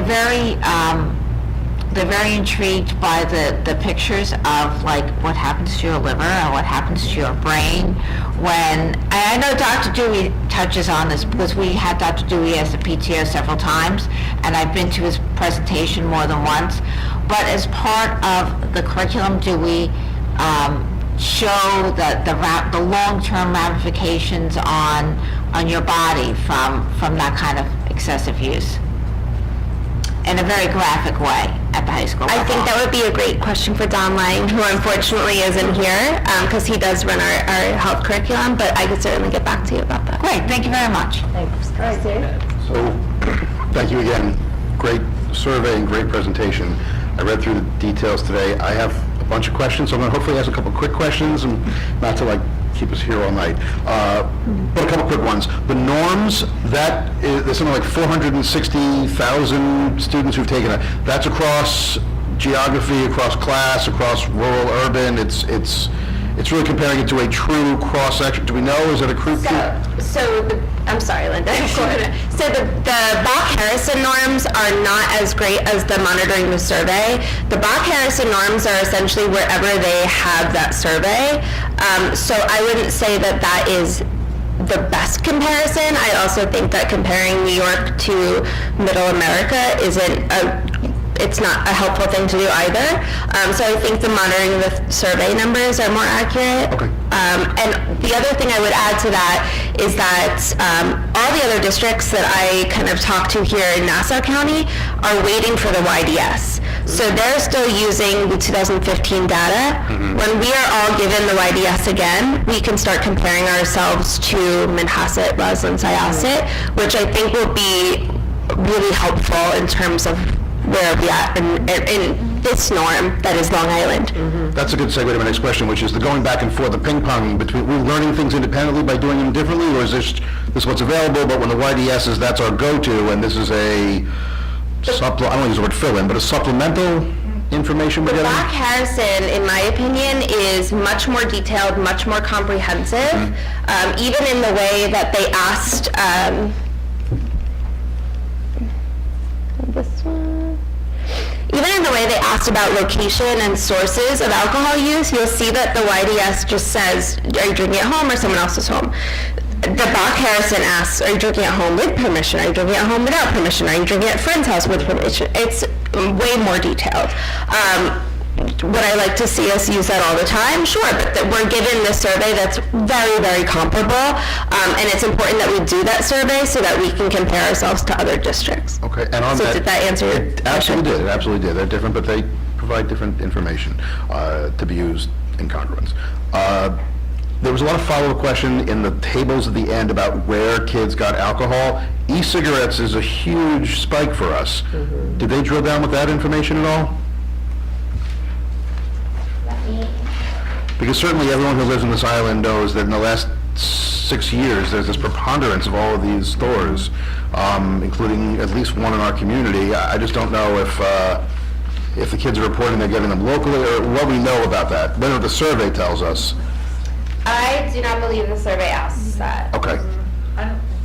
Okay. That would be, that would probably be a customizable question that we could do in the future. Or even something that potentially we could try to learn on our own as a district to understand. Absolutely. Because as the district interfaces with CASA as a community and we deal with this program more holistically, I think there are general questions that we need to know, general questions as parents we need to understand, but also there are very specific questions that it would help to know. And if there are, these kids are saying, oh, I'm buying them locally at these stores and no one cares, well, that might be a quick call to the POP officer and maybe things can be a little different. So I think And that would be a great community effort. I would think so.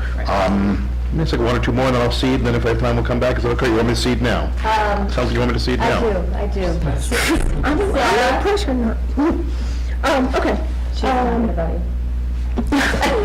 Anyway, I really appreciated the point about the social emotional learning and tying into the strategic plan, since we're working on that right now. I was struck when I was looking at the data about another connection with the strategic plan in that low commitment to school number.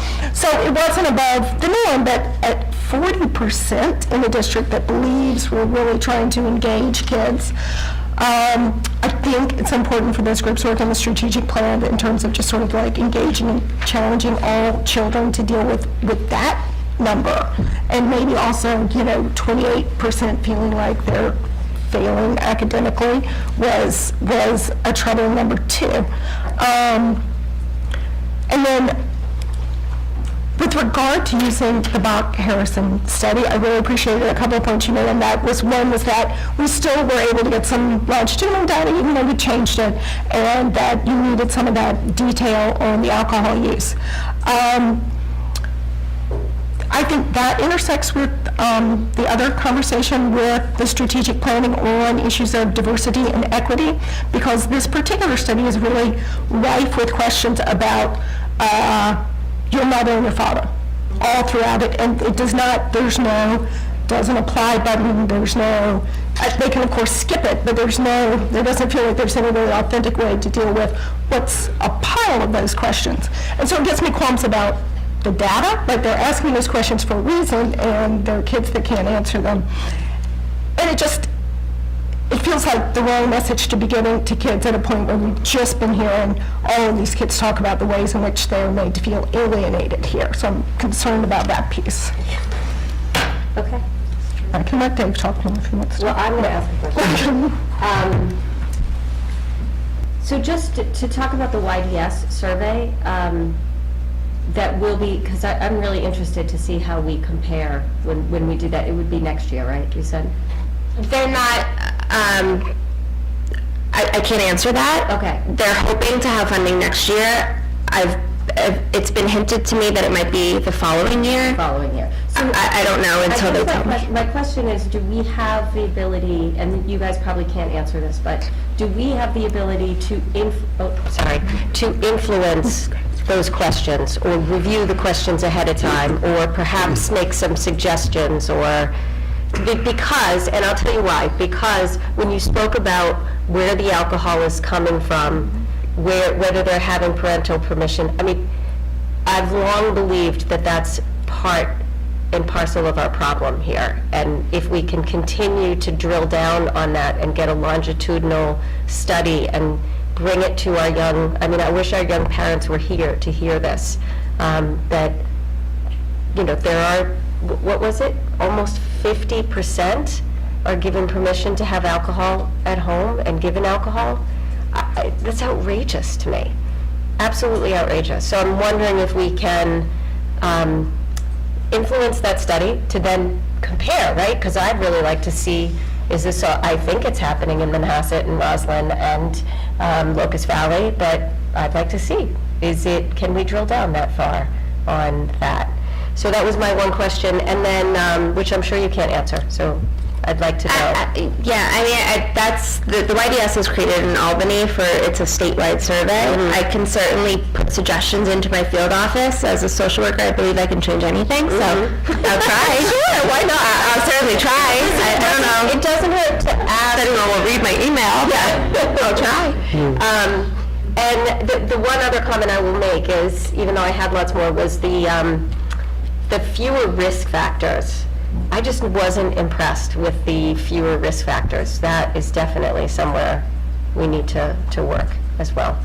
So, and particularly, did I read it correctly, that smaller number on the slide? Was that it? So this one? No, the next one. Well, no. Where was that? It must be that. It was one that had, yeah, was it that? These are the only risk. Yeah, that, go back. This one? No, next one. This one. What is that number to the right? It was hard for me to see the letters. Is that 2018, right? We go down with the, if you could explain to me the parental attitude favorable to antisocial behavior. What's an example of that? So a kid drinks and a parent thinks it's okay, there's no consequence. Is that what it is? Right, and the specific questions in that category, the way that they were worded was how your parent would feel if they knew that you. So how would your parent feel if they knew that you were consuming alcohol? Were the parents in favor of that? They'd be okay with that, or would they So not? you're saying that in 2018, 40-something% of parents are okay with that? Right? No, I'm sorry, that would be kids think that they're No, parents. Yes. agreed, Yes, agreed. because that's But the child's 40% perception, think yes. it's okay, and 40% of parents are giving them alcohol at home. I know you can't draw that correct conclusion, but No, those numbers relate to each other. nobody should be giving alcohol to kids at home, is essentially what I'm saying. So, okay, that's it, I'm done. Dave?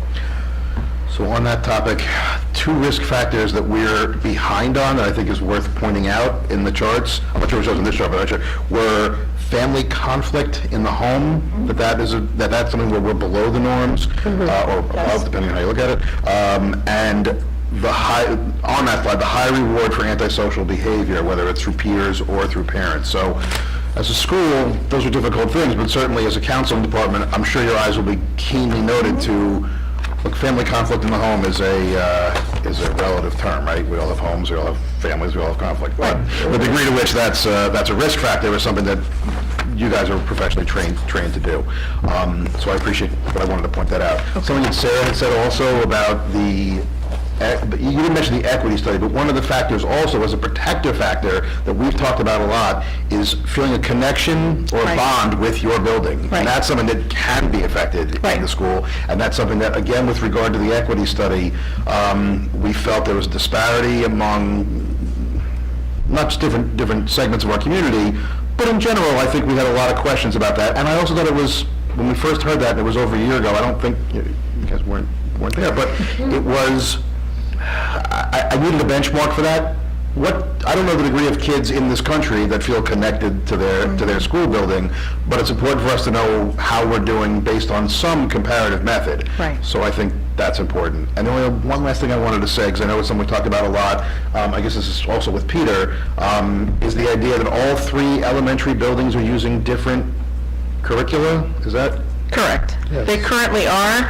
I will say that we have an interdisciplinary team as part of the strategic planning committee that is working on that issue exactly. Okay. So what evidence-based programs are there? It'll be really insightful for them to review this study, and we do plan to share it with them and look at some of the areas we did not share tonight, such as the school connectedness. Yeah, we spent time on curriculum review, and I think if all three work well, and equally is not, again, a functional word, but are effective in those buildings for their populations, that's great. But I hope we're evaluating to make sure it's not just inertia or other reasons that are having us use different things, but that we're really sticking with the one that works. And if different schools are using them and having more or less success, that we're keyed into that. So I appreciate that. Thank you, guys.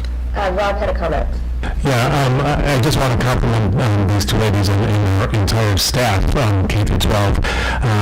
One of the things that they did not mention in their slides, they did mention next steps with students and what we would plan on doing with students. But as early as, I should say, as recently as last summer, both ladies had suggested some workshops during the summer that we offered to our teachers so that they're more educated and more aware of ways that they could support students in these areas. And we have a superintendent's conference coming up in May where a large portion of the workshops that will be offered to teachers to choose from will be in the areas that both Linda and Lisa had suggested finding people. Great. Okay. Anyone, Joanna? I just wanted to commend both of you for the report. And my comment is really for my colleagues. I don't have a question necessarily. When you were talking about the programs going on in each building, you talked about, I heard it as an infrequency of programming in elementary school. So I'm a little bit concerned about that. But more importantly, the giving of that information, the teaching of those skills, which is so critical to our success, are always identified in a health class or a physical education class. And this problem is so much more global, and that I think that that is a very, very important mindset that we need to get out of, that there is this particular group of people who will teach everybody everything that all they need to know about substances. I think going forward, all of our efforts have to be interdisciplinary, communicated with each other. I think that that is really what will make us successful. Okay. Sarah, did you have more? We good? I'm only going to add, I think Joan's point is really good about this, because I was really struck on the protective factors where it was talking about, like, where it was asking kids, do they feel recognized for their accomplishments by people in their community? And so it gets to, like, there's so many things that can be done that are outside of, like, what you teach kid in a particular class, and how you get outside of the building and do that. And it makes a lot of sense. And there was clearly, not to cut you off, Sarah, but there was clearly a lack of community effort, right? We saw this, that there's a lot of room with CASA, with other groups in the community to create and lower risk factors and engagement as well, to get kids more engaged on a community level as well. Because we had this huge amount of student recognition here, but they were saying, like, when those kids walk out there, the neighbor on the street isn't saying that was so terrific that, Right. Okay, thank you. Thank you so much. Thank you very much. Okay. I know that there are some members of CASA I know, I was tonight. going to suggest, do you guys want to do a Just public comment? if anyone had a comment, it might be enough of a time to do that now. Okay, we're going to do a short public comment, very short public comment. If anybody would like to jump up and make a public comment. particularly on this. On this only, yes. I'd like to stay focused on this because we have another one later. So if we could focus on this, if anybody had a particular comment. Thanks. If you just give your name and town of residence, Rob. Cafe of Residence. Yes. I'm going to put a plug for Rob Mansfield. I don't have children any longer in the school, but I've gone through the schools, and you're all my children. So, and I'm part of CASA, and thank you very much for this. And it's just the tip of the iceberg. And everything that you've been saying it is about the community, and that's what I believe CASA is here for. So it's not just the students starting in high school. It's certainly these kids in 4th grade that left, and I'm sorry that they left also. And this is who we have to change. And when the DA was speaking with us last month, whenever it was, it finally struck me, because I was really concerned about social hosting, because the norm is, what do you do, with your 19-year-old? Sure. Right?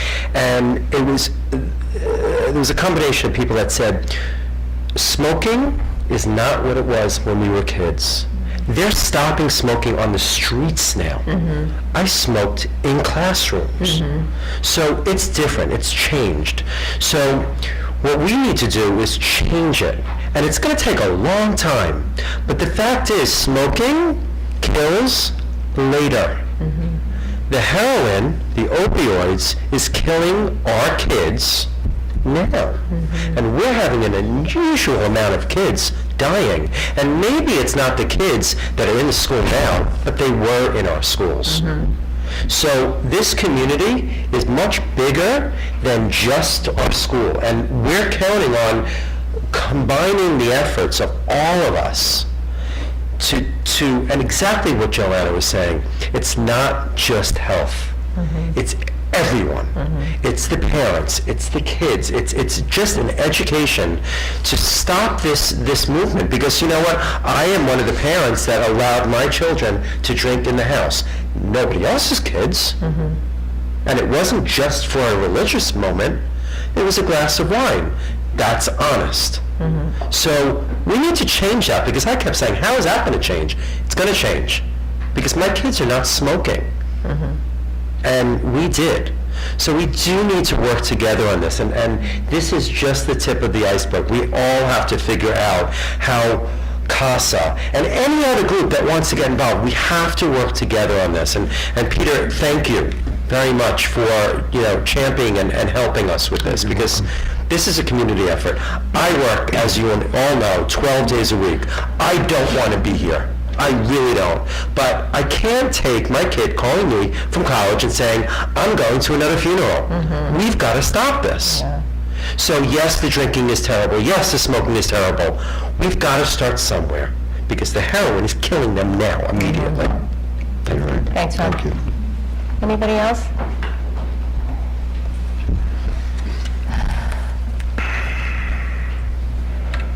Lisa Vizza, Glen Head.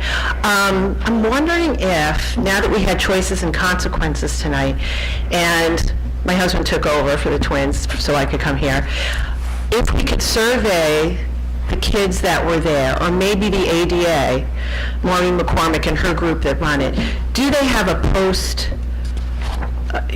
post-evaluation after the kids sit there, and a parent evaluation to see how much they took away from. When I go to professional development classes, seminars, weekly, a week's worth of training, at the end of it, I have an evaluation. I have a survey that says, did it provide what you expected it, blah, blah, blah, blah. I wonder if we could do that for our kids to see how much they're taking away, these juniors, that cohort, to see if this particular program is actually getting through to them. I don't know if that's ever happened before. I mean, we have it every year, and it's purposeful, and we know what it's for the prom and for driving privileges. Sure. I wonder how much is sinking in. Good point. Just a thought. Maybe we could, call Ms. McCormick and see if they do that, if they already have a instrument handy. It would be nice if it was pre and post, but Right, sure. yeah, it's worth a call. Thank you. Thanks, Lisa. Okay, yes?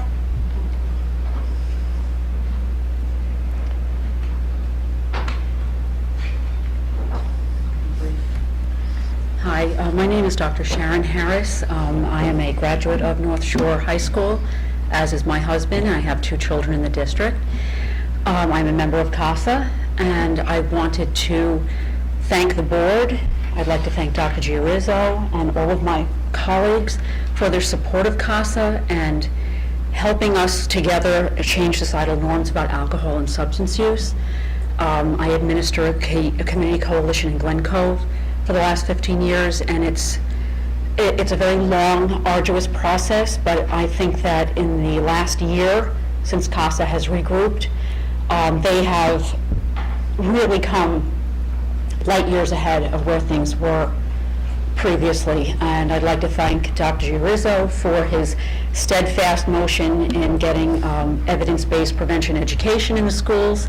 As a parent, that was something that I found lacking.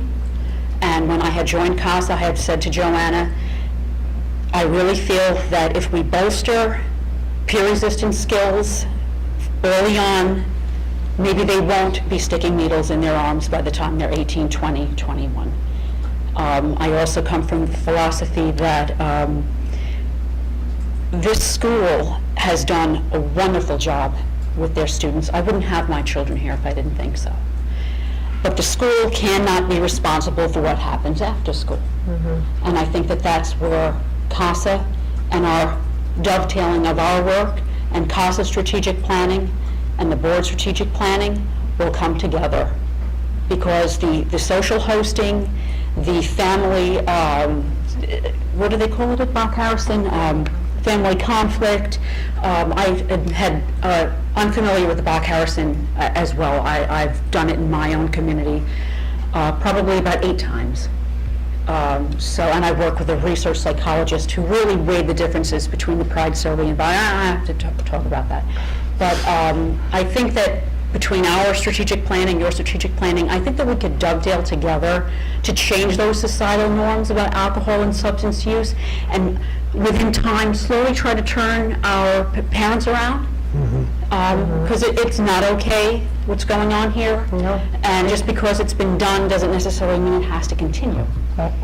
So I just wanted to thank everyone here. I want to thank the board for their support of what we've been trying to do on the outside, and I'd like to just say how happy I am as a parent in this district, because I had been most unhappy for a very long time, anxiously awaiting my son to come home with a red ribbon or talk to me about something that they had learned in the course of a very important, let's say, drug and alcohol facts week, or a time of the year where I knew as a professional in the field the school should have been on top of these things, and they really weren't. And within the last year, I've seen such a change, and people are talking about it and they're aware of it, and so as a parent, I'm very appreciative of the steadfast motion and the change that has gone on just like that. And as a member of CASA, I'd like to say how appreciative I am of your partnership and your support of us and recognition of us as a board of diverse professionals who are all really working together for this cause. So thank you very much. Thank you. Okay, so we're gonna let Dan speak, and then we're gonna move on. Thank you. I'll be brief. I don't want to take too much of your time or give you much grief right now, anyway. I would like to thank you, the board, and especially Dr. Peter Giurizzo, and urge the board, both current board and future board members, if there are any future board members in the audience, to continue to support CASA. It's just so important. Even a year in, we're still very much in our infancy stage. If we're going to continue to be a presence in this community and make a difference, we need to do something a little different than former coalitions. And to do that, we have to build, we have to expand, we have to get more funding. It can't just be from the school, but the STEAM money that you've provided, which is a small part of your budget, is so vital to ours. So thank you again for that. I can't emphasize how important that is. Thanks, guys. Thanks, Dan. Okay. So let's move on to, and thank you again to our administrators who came. So we're going to move on to personnel. Action item B. Could I have a motion and a second? Any questions? Comments? All in favor? We'll move on to action item C, which is the approval of the accompanist for the music department concerts. Could I have a motion? Motion. And a second? Second. Any comments? Questions? All in favor? Action item D, approval of budget transfers. Could I have a motion? Motion. And a second? Second. Any comments? Questions? All in favor? Action item E, acceptance of donation from Paul Spivak to the Robotics Club. He seems to be very active with our Robotics Club. Very generous. Very generous, yes. Could I have a motion? And a second? Second. Thank you to Mr. Spivak. All in favor? Action item F, acceptance of donation from the Glen Head School 5th grade parent graduation committee. Could I have a motion? Motion. And a second? Second. Any comments? All in favor? Action item G, approval of memorandum of agreement with the Nassau County Board of Elections. Could I have a motion? Motion. And a second? Second. Comments or questions? All in favor? Action item H, the tax anticipation note resolution of the North Shore Central School District. New York adopted May 3rd, 2018, authorizing the issuance of not to exceed $8 million in tax anticipation notes in anticipation of the receipt of taxes to be levied for the fiscal year ending June 30th, 2019. Could I have a motion? Motion. And I have a second. Comments? Questions? Yes, Sarah. So if I recollect correctly, we usually do this in the range of $5 million. This seems higher. We actually borrow about 5 million. But why we need the authorization for aid is in case state aid is delayed and we are short cash flow, we can go and borrow money because of payroll obligations. So this gives us a little bit of room so that we don't have to come back for authorization to go and borrow when we are down with cash flow. We looked back, Sarah, it was 8. It's 8. On other budgets, We put on other authorization agendas. for 8, but we actually borrow 5 most of the time. Right, and so, right, I was looking at the list of our actual borrowing. Do we think state aid will be later than usual? You never know what's going to happen. Okay.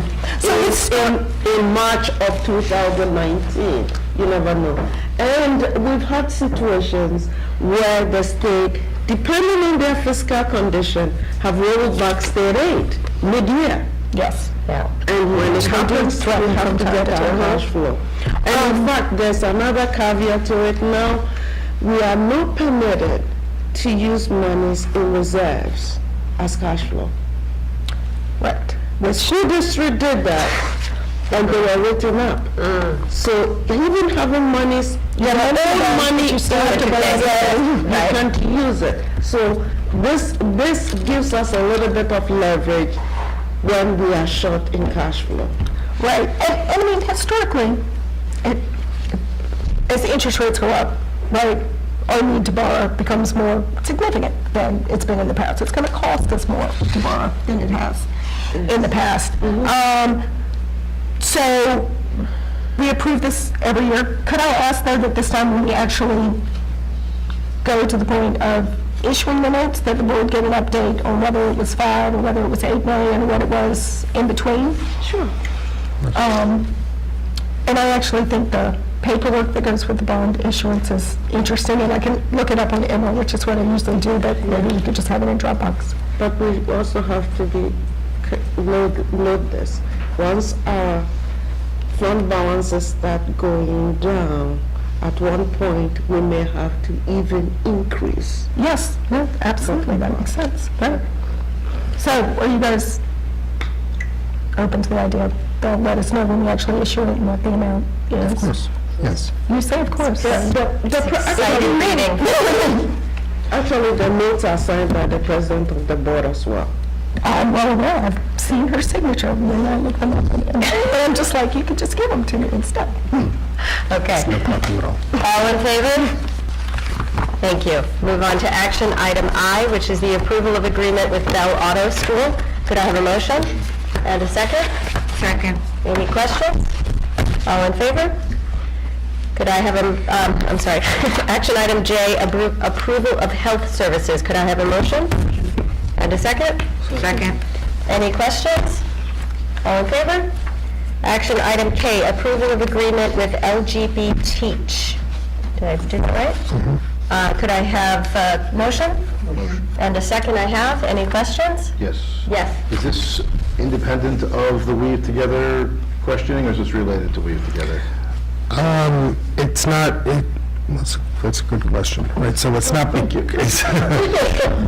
have to do to get a good question. I thought you would ask some. Protective factors, Zach. Maybe you don't have a protective factor. So yes and no, right? So we've been doing this for some time. This is the peer leaders that get training. So it is something that we've done. So it's not new and related to the Weave Together work, but it fits in very nicely with the work that they're doing. So we'll, I would say, to answer the second part of that, or the first part of it, whatever part it was, we'll make sure that it's more deliberately spelled out. Perfect, thank you. You're welcome. Okay, all in favor? Thank you. Action item L, approval of settlement agreement. Could I have a motion? Motion. And a second? Second. Any comments, questions? All in favor? Action item M, approval of special education services, the IEPs. Could I have a motion? Motion. And a second? Second. Any comments or questions? All in favor? Okay, we have another comments from the public section. We have, What did I miss? Do I have another? I don't have two more things. That ends the end for me. Nope, we have no. See? I'm not lying, right? I'm not lying. I have the old one? I have the not revised one. Okay. Thank you, Dave. Action item N, acceptance of donation from the Sea Cliff School PCA to the Sea Cliff School. Could I have a motion? And I have a second. Any comments or questions? Thank you. All in favor? Action item O, approval of agreement with Erase Racism. Could I have a motion? Motion. And I have a second. Any comments, questions? Do you want me to tell you what this is? Yes, go for it. Okay, so absolutely yes. This is definitely related. So we are actually structuring a superintendent's conference day on May 25th to be a day of empowerment and of all learners and beginning to focus our work on social emotional learning. So I want to thank Rob for the good work you've done to structure a whole series of workshops that are scheduled to happen that day. We'll be starting the day with a Empowering Girls segment, and then there'll be a series of selections in the afternoon for, and one of them is around, through an organization called Erase Racism. So I met with the executive director on Monday, and Rob has been working with them to put a workshop together for the afternoon, and then we're looking to do some training in the future for the leadership team on untangling racism and bias as a leadership team. Okay. While I'm at this, before you take action on this, I'm not asking you to take action on this tonight, so I'm going to apologize in advance. We have 4 contracts for Superintendent's Conference Day. Okay. That are signed. The board does not have them. I'll bring them to the next board meeting, and I know you don't like to get contracts Right before. after. After, correct. It'll be, so that your board meeting is May 31. This will These be are happening before. May 25. Okay. So I want to alert the board They will come after. that they're coming, but they're all ready and reviewed. Can I make a suggestion? Sure.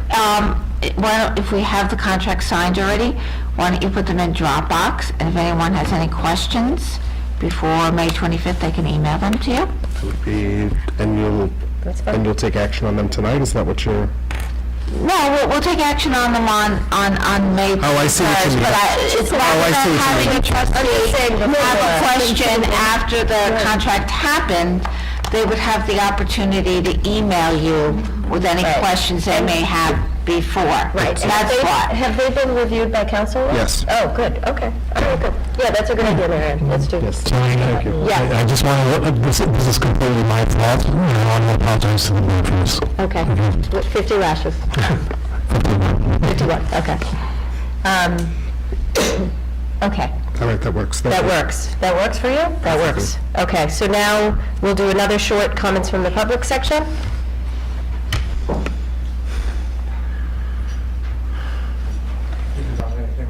This is on anything, Dan.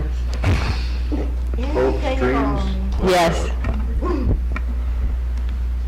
Okay, I'm Dan McDermott still and representing North Shore Softball this time.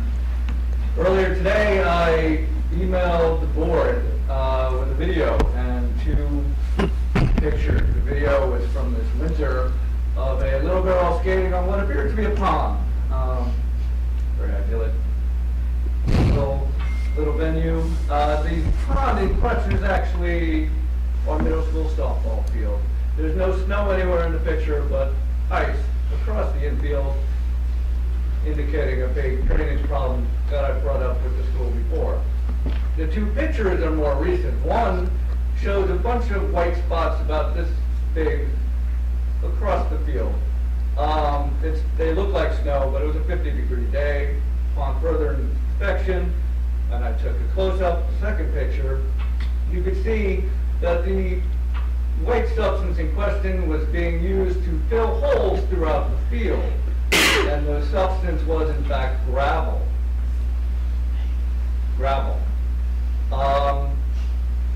We've gone from bad to worse. Now, I realize it's not in this budget to repair this field, and I realize that I may never see my daughter play on a repaired middle school field. But what I'm really upset about, besides the blatant gender inequality that persists in this district that I brought up last time, is that the athletic department has shown no interest in remedying the situation in the immediate future. Now, I proposed a solution back in January, that North Shore softball be allowed to use the high school field, either one of them, there are 2 softball fields, when the middle school field is unplayable. After involving Olivia, I heard from the athletic department. They said that other organizations use the high school field at the same time we requested. And we'll work to have the Glen Head field ready for usage in the spring. That wasn't what we asked for, and that didn't really happen. And he goes on to say, if we work together, the other organizations, with the other organizations, we could work to make all happy. So I asked him the same day, January 30th, who are these other organizations? Knowing that it couldn't be the soccer, they practice in Glen Head, or across in Glen Cove, in Glenwood Landing. And I showed no response. That was January 30th, no response. So I showed up at the board meeting in February to plead our case. I was told we'd see some remedy. March 2nd, I emailed the athletic department again, CC some important folks. No response from the athletic department on March 2nd. Since that time, I went to the high school to meet with the high school girls coach, Tony Papetti and Tara, the JV coach, to talk to them about putting together a clinic, which they did, by the way, free of charge on their own time, and they were wonderful, I should know. While there, I ran into the athletic director and asked him why we couldn't get a response about our field request, and discovered that the reported conflict was that the field was in use by a local travel team, a boys baseball team. While this didn't feel right, to me, it also didn't seem insurmountable. So I checked with all the coaches involved, and sure enough, none of them play or practice on weeknights when we would need a field. Not the JV softball team, not the varsity softball team, and not the boys baseball team. While this took a lot of time and effort on my part, this research would have been very easy for anyone in the athletic department. Had they bothered, they didn't. It's now May 3rd. Our season has started. We've canceled games and practices already because our field is unplayable. The high school fields go unused at night. This doesn't seem right. I'm tired of dealing with the athletic department and getting no response, so I urge the board, or I guess Dr. Urizzo, Olivia, maybe nudge the athletic department into doing the right thing for the girls of this district. Thank you, Dan. Can I comment? Sure. So, I coach with that guy. So I'm certainly involved in this as well. I'm aware of the situation, we're aware of the funding. I think the gender inequity is a real issue. These boys' fields have been fixed, and these girls are playing on one really, really, really bad field. I'm looking at this picture Dan sent. It looks like they threw like a bunch of rocks. I mean, it's unbelievable. There's pebbles, there's flooding. The issue of that field being fixed and being repaired is one thing. The second issue Dan brings up about communication and about an openness to getting some answers as to what's going on with the usage of the field, I will not belabor the point other than just to say I have raised it, it is an issue, and it needs to be addressed. Okay, thank you. Okay. Dr. Rizzo? Joanna? We're probably sitting real close to what sounds like Title IX violation. And I think it's really important that we address this issue right away. That baseball field in the back of the middle school has been fixed for 3 years now? Is it 3 years, 2 years? Yeah, they redid that. It's gorgeous. and empty. Yes. Unless, some big boys want to play. The other thing I would request, Peter, is if you could speak to Don about perhaps softball teams using softball fields and not having travel teams of another sport using a facility when we have our young females not have access to that field. So I asked him for all of the usage a couple of days ago to take a look who's using what fields and where and who they are. So I'll take a look at that. Thank you. Okay. You're welcome. Thank you. Thank you. All right. We'll close comments from the public unless you have a comment from the public. Anyone? No? Tim, it's just not hearing from you. Okay, what'd you say, sir? Apologizing for the alarm being Okay. We'll move on to old business. Anybody? Bueller? Quick question. Do we just make a decision about when we're going to revisit the equity study? Is that going to be in the? We did. We talked about it at our agenda meeting, but I don't remember the answer. Do you remember? We talked about it at one of our last public meetings. So we have a few things coming up for the last couple of meetings of the year. May 31, we'll look at the equity study. Great. We'll also get the equity study off to the Strategic Planning Subcommittee. I would like to invite, we have a lot of language kids coming for the next board meeting. I'd also like to invite the robotics kids to recognize them. They had a really good experience out They did. That was awesome. in Michigan. Ana Aguilar is presenting an overview of world languages that will be brief but also informative. And I've been working with various elementary enrichment kids on recycling and sustainability. And so the Glenwood Landing group has really taken their work very far. And and I think it would be cool for them to come and speak with the board about some of the work that they're doing, some of the ideas that they have, and so with the boards. I know it'll be a busy night, but we will structure them so that they are, on the early side. And the last meeting in June will be our 10-year retiree receptions, and then July 9 is the reorganization meeting. Okay. So that's what's in the queue. Peter? Yes, I'm ma'am. sorry. Go ahead. It's okay. I was just going to say, in my Dropbox, I have the entire equity study, but I don't have the executive overview. Could we get that in there because the study is 700 and some odd pages long. We just Because I went to look at it again, Yeah. and it's ginormous. we actually had a hard time tracking it down, and then when we tracked it down, we had to convert it to a PDF that was ADA accessible, and so that happened today, and that was posted to the website today. So yes, we can absolutely do that tomorrow, and you can have that for sure. Yeah, Thank you. Absolutely. All right, great. Joanna? Two things regarding the survey, the Sutton City survey. There are two other things that Bach Harrison, I believe, offers. One is a profile summary where it really condenses and summarizes the trends. I know, Peter, I talked to you about the crosstabs. This is another document that I think might make it easier rather than to go through with 45 pages of this.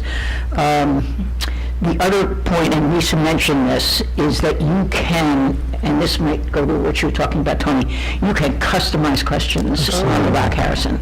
So if we have specific issues that we're really trying to drill down on, that's something that we really need to do some forethought about for the next time we get a survey. Okay. Absolutely. Thank you. Yes. So just real quick, we talk about enrollment numbers a lot. I mean, you get those reports, which I really appreciate. So I look back last year, throughout the year, we lost 11 kids during the year. This year, we're up 6 from start to end, 2632, 2638, which is small numbers. But again, as these numbers of the decline become Not a decline. not a decline, but even flatter going up, it's interesting to know. Just one quick request. Is it possible, again with Dropbox, to put those in one place? I had to go through a lot of emails to find all those enrollment reports. If we could just make a folder for enrollment reports and stick them all in there, that should be somewhat easy to do, right? Oh, Betty's right there, of course. Okay. Betty says yes. Is that all right with you, Dr. Druzo? Thank you. All right. I'll get those on to do. I've got, Forward it on to you. Oh, you have it all? we have them all. Okay. Yeah, we have them all. Okay. Great. Thank you very much.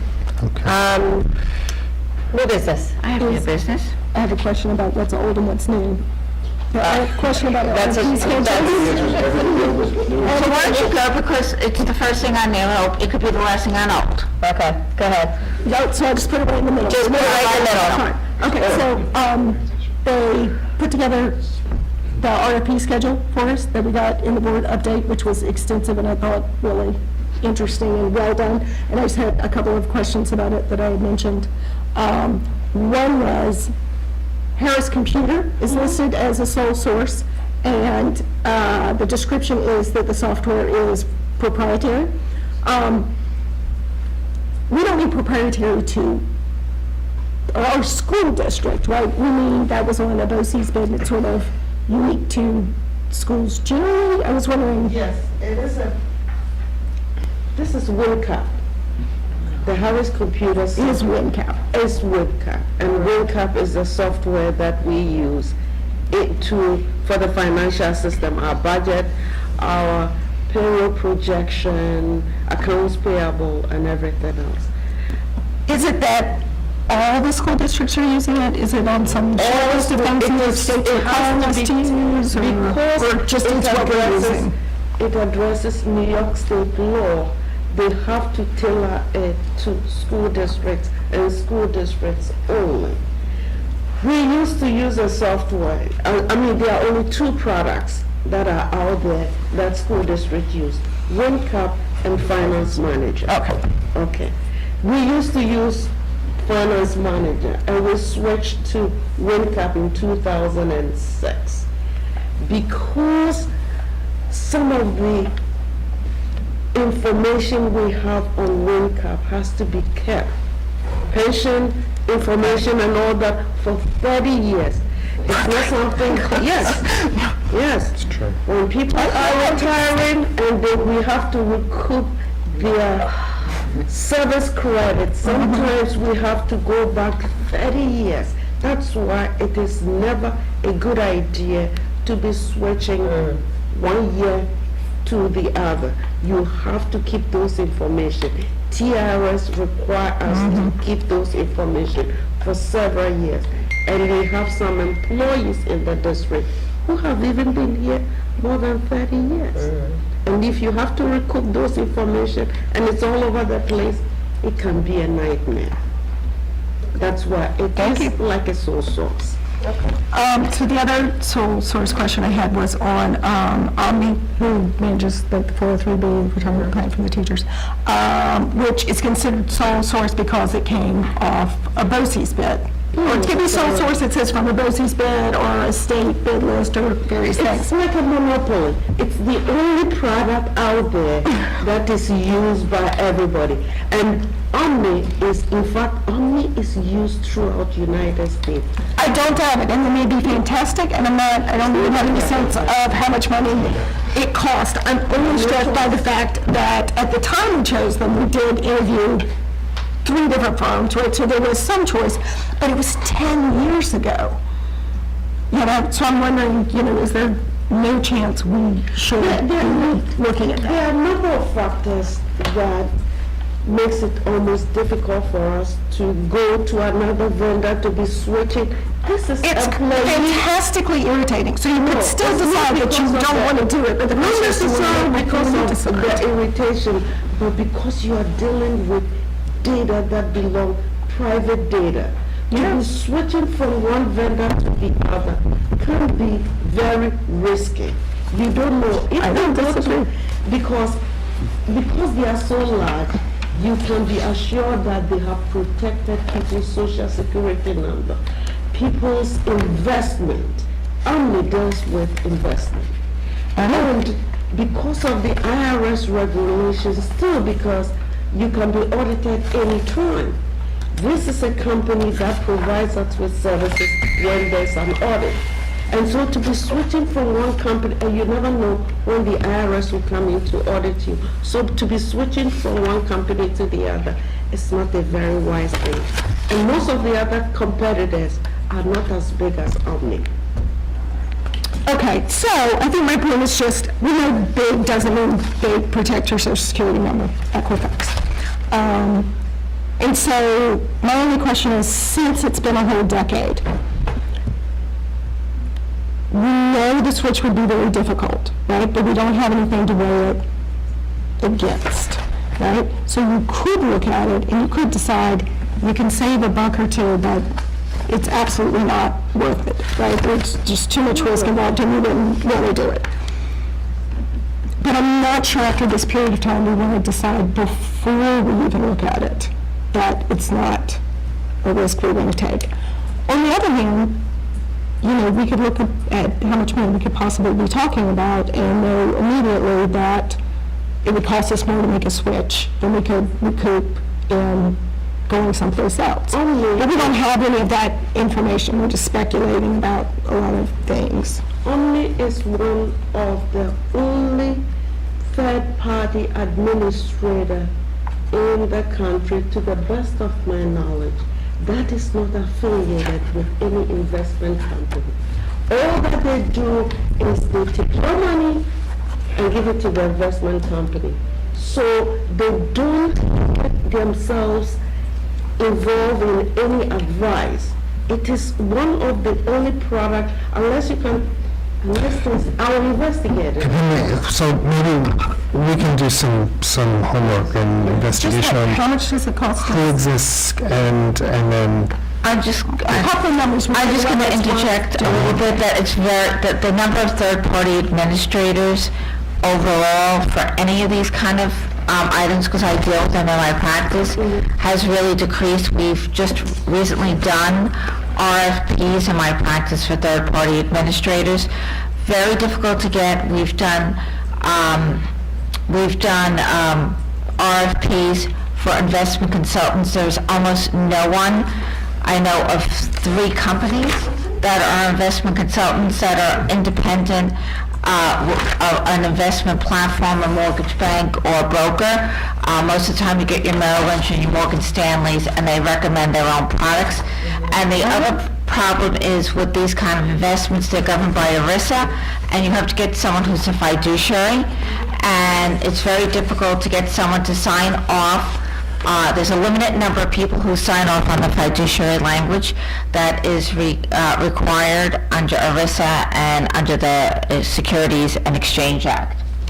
This is all 100% true, but I think we have a process issue here, and I think it's significant, and it comes up regularly, in that we want to talk about all the problems or issues like ahead of time instead of just going in and looking at it first, you know? I have no problem with you wanting, I'm always in favor of RFPs. You are for it. I am always in favor of RFP. All I'm saying to you But is... you don't even have to go that far. all I'm saying to you is that I'm fine if you want them to look into it. I have obviously no objection. More, information is knowledge, right? It's all good. I'm just saying, don't anticipate that you're going to get a lot of people out there. That's all I'm saying. I don't at all. Right, no, I have to hire these kinds of folks too. A conclusion, a solution. You're going to look into it. Okay. I've got more really fun topics. If we're moving on to new business. I have new business. Yes. Okay. So I'm sorry that Lynn Dominion isn't here because I have some information, and I don't know if it's possible, and I don't expect that you'll be able to answer it tonight, but if you could ask her, please. Every year, we get the report of what, in a very broad scope of colleges that students apply to, the number of acceptances, and who went to those colleges. I'm wondering, because some of the information is repetitive, so, kids apply to 10 schools. And so when you look at an acceptance to, let's say, I don't know, Geneseo, right? You might have 25 kids who got into Geneseo, but maybe 10 of those also got into Oneonta. And I don't know if there's a way to do it with protecting student privacy, if we could figure out a couple of factors, which is, which one of those are duplicative, right? Do we have is there some way to gather that information so we know that, let's say the student got into, so the information is more accurate, right, as to the acceptance rate? And the other thing I'd be interested in knowing is how many of the students who are going to these schools are recruited athletes. I think it's important for a number of reasons. Or if there's some other, I don't know, something else that's recruited, that maybe we should be developing. So I just, is there a way to drill down on that information in a more informative and detailed format without violating anyone's privacy? So Naviance, have you seen the way Naviance does the scattergrams? Yeah. So what you want is another step to compare sort of the same student and the different colleges they get into? Well, just the different colleges. So, for instance, let me give you an extreme example. The year 2014, there was one student, she applied to all but one Ivy League and got into all but one of the ones she applied to. So if you look at the data, it may look like we had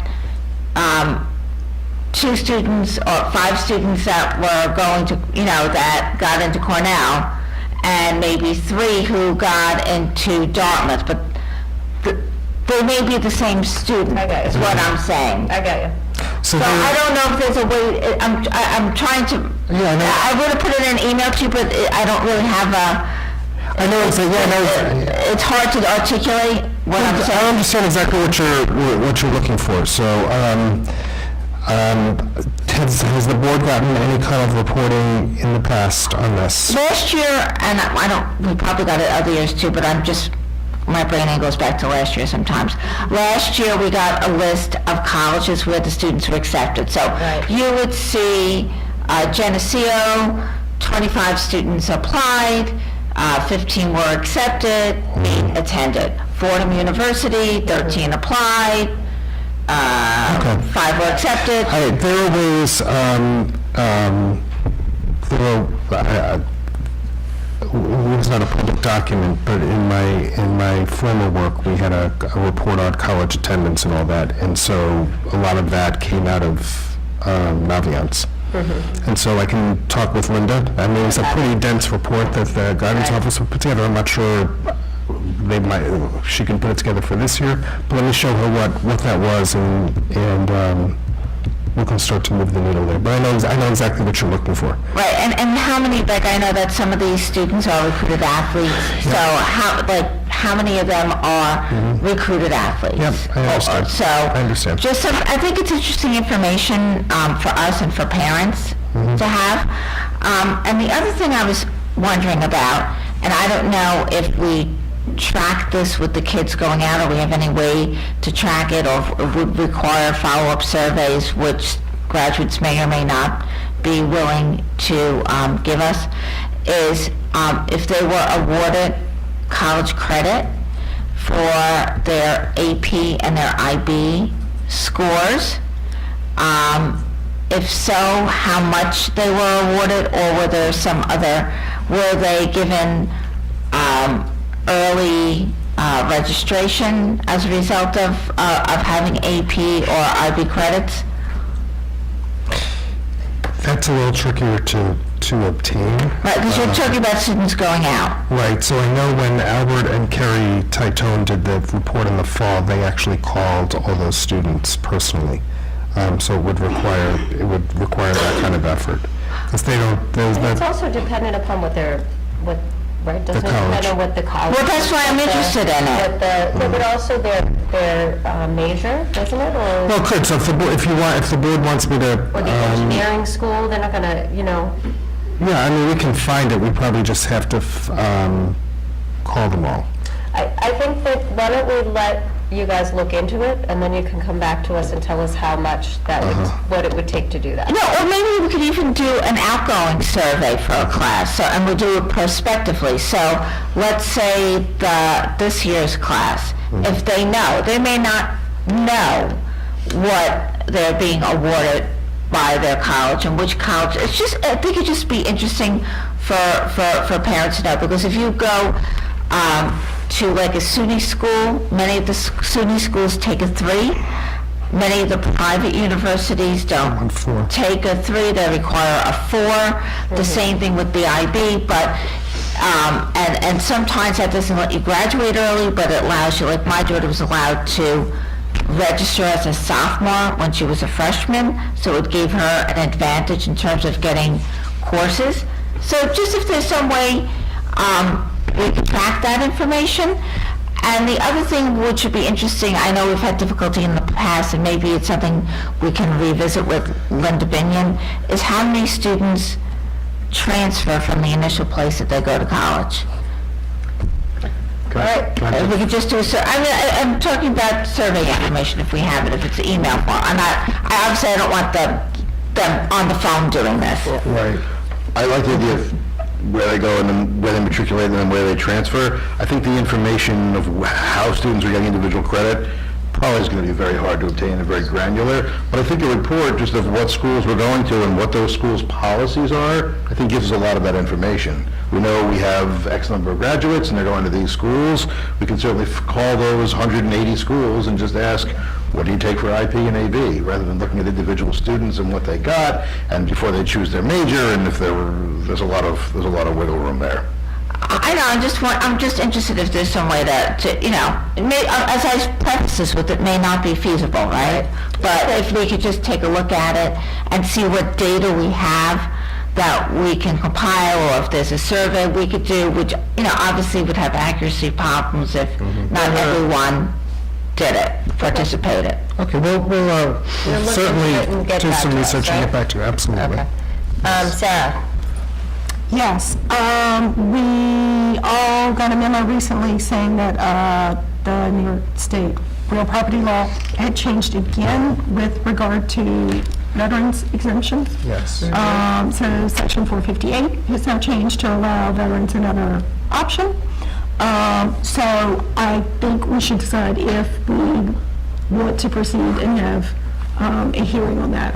I would certainly think we would want to, but it's, you know, it's a public hearing, we'd have to schedule, and we have that discussion and subsequent vote.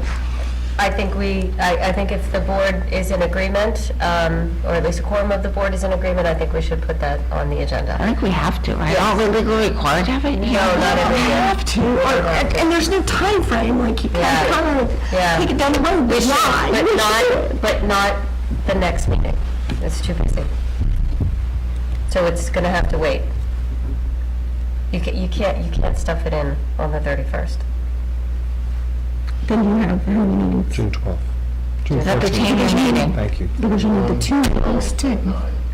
I think there's also the issue of having public notice. You have to There has to be notice. Right. Paper, there has to be. X So we can do it in September. So I have to look at. Well, y'all can do it in September. So how about this? How about we go back, we do the backwards trail on when's the soonest we could have it, and we'll have it the soonest we can have it. I'm guessing the board will say things like, how much money could we be talking about transferring Right. from, you know, one class to another, and these kinds of things. Right, so then we can be prepared to have that discussion. Is that Okay. reasonable? Okay, let's back it up. I lost the president. Okay. Yeah? Okay, good. I might be out of things. I don't think I have anything else. Oh, okay. Nothing. I do have one thing to follow up on before you do that. So the administrative searches, right? Are there any changes to the process that the board wishes to entertain with the way you interview finalists, or so a question came up about interviewing multiple finalists. I know you talked about this extensively last year. Right. If the board wishes to make a change to that, I'm totally fine with that, but I need some direction. I personally would like to see more than one finalist for certain administrative positions.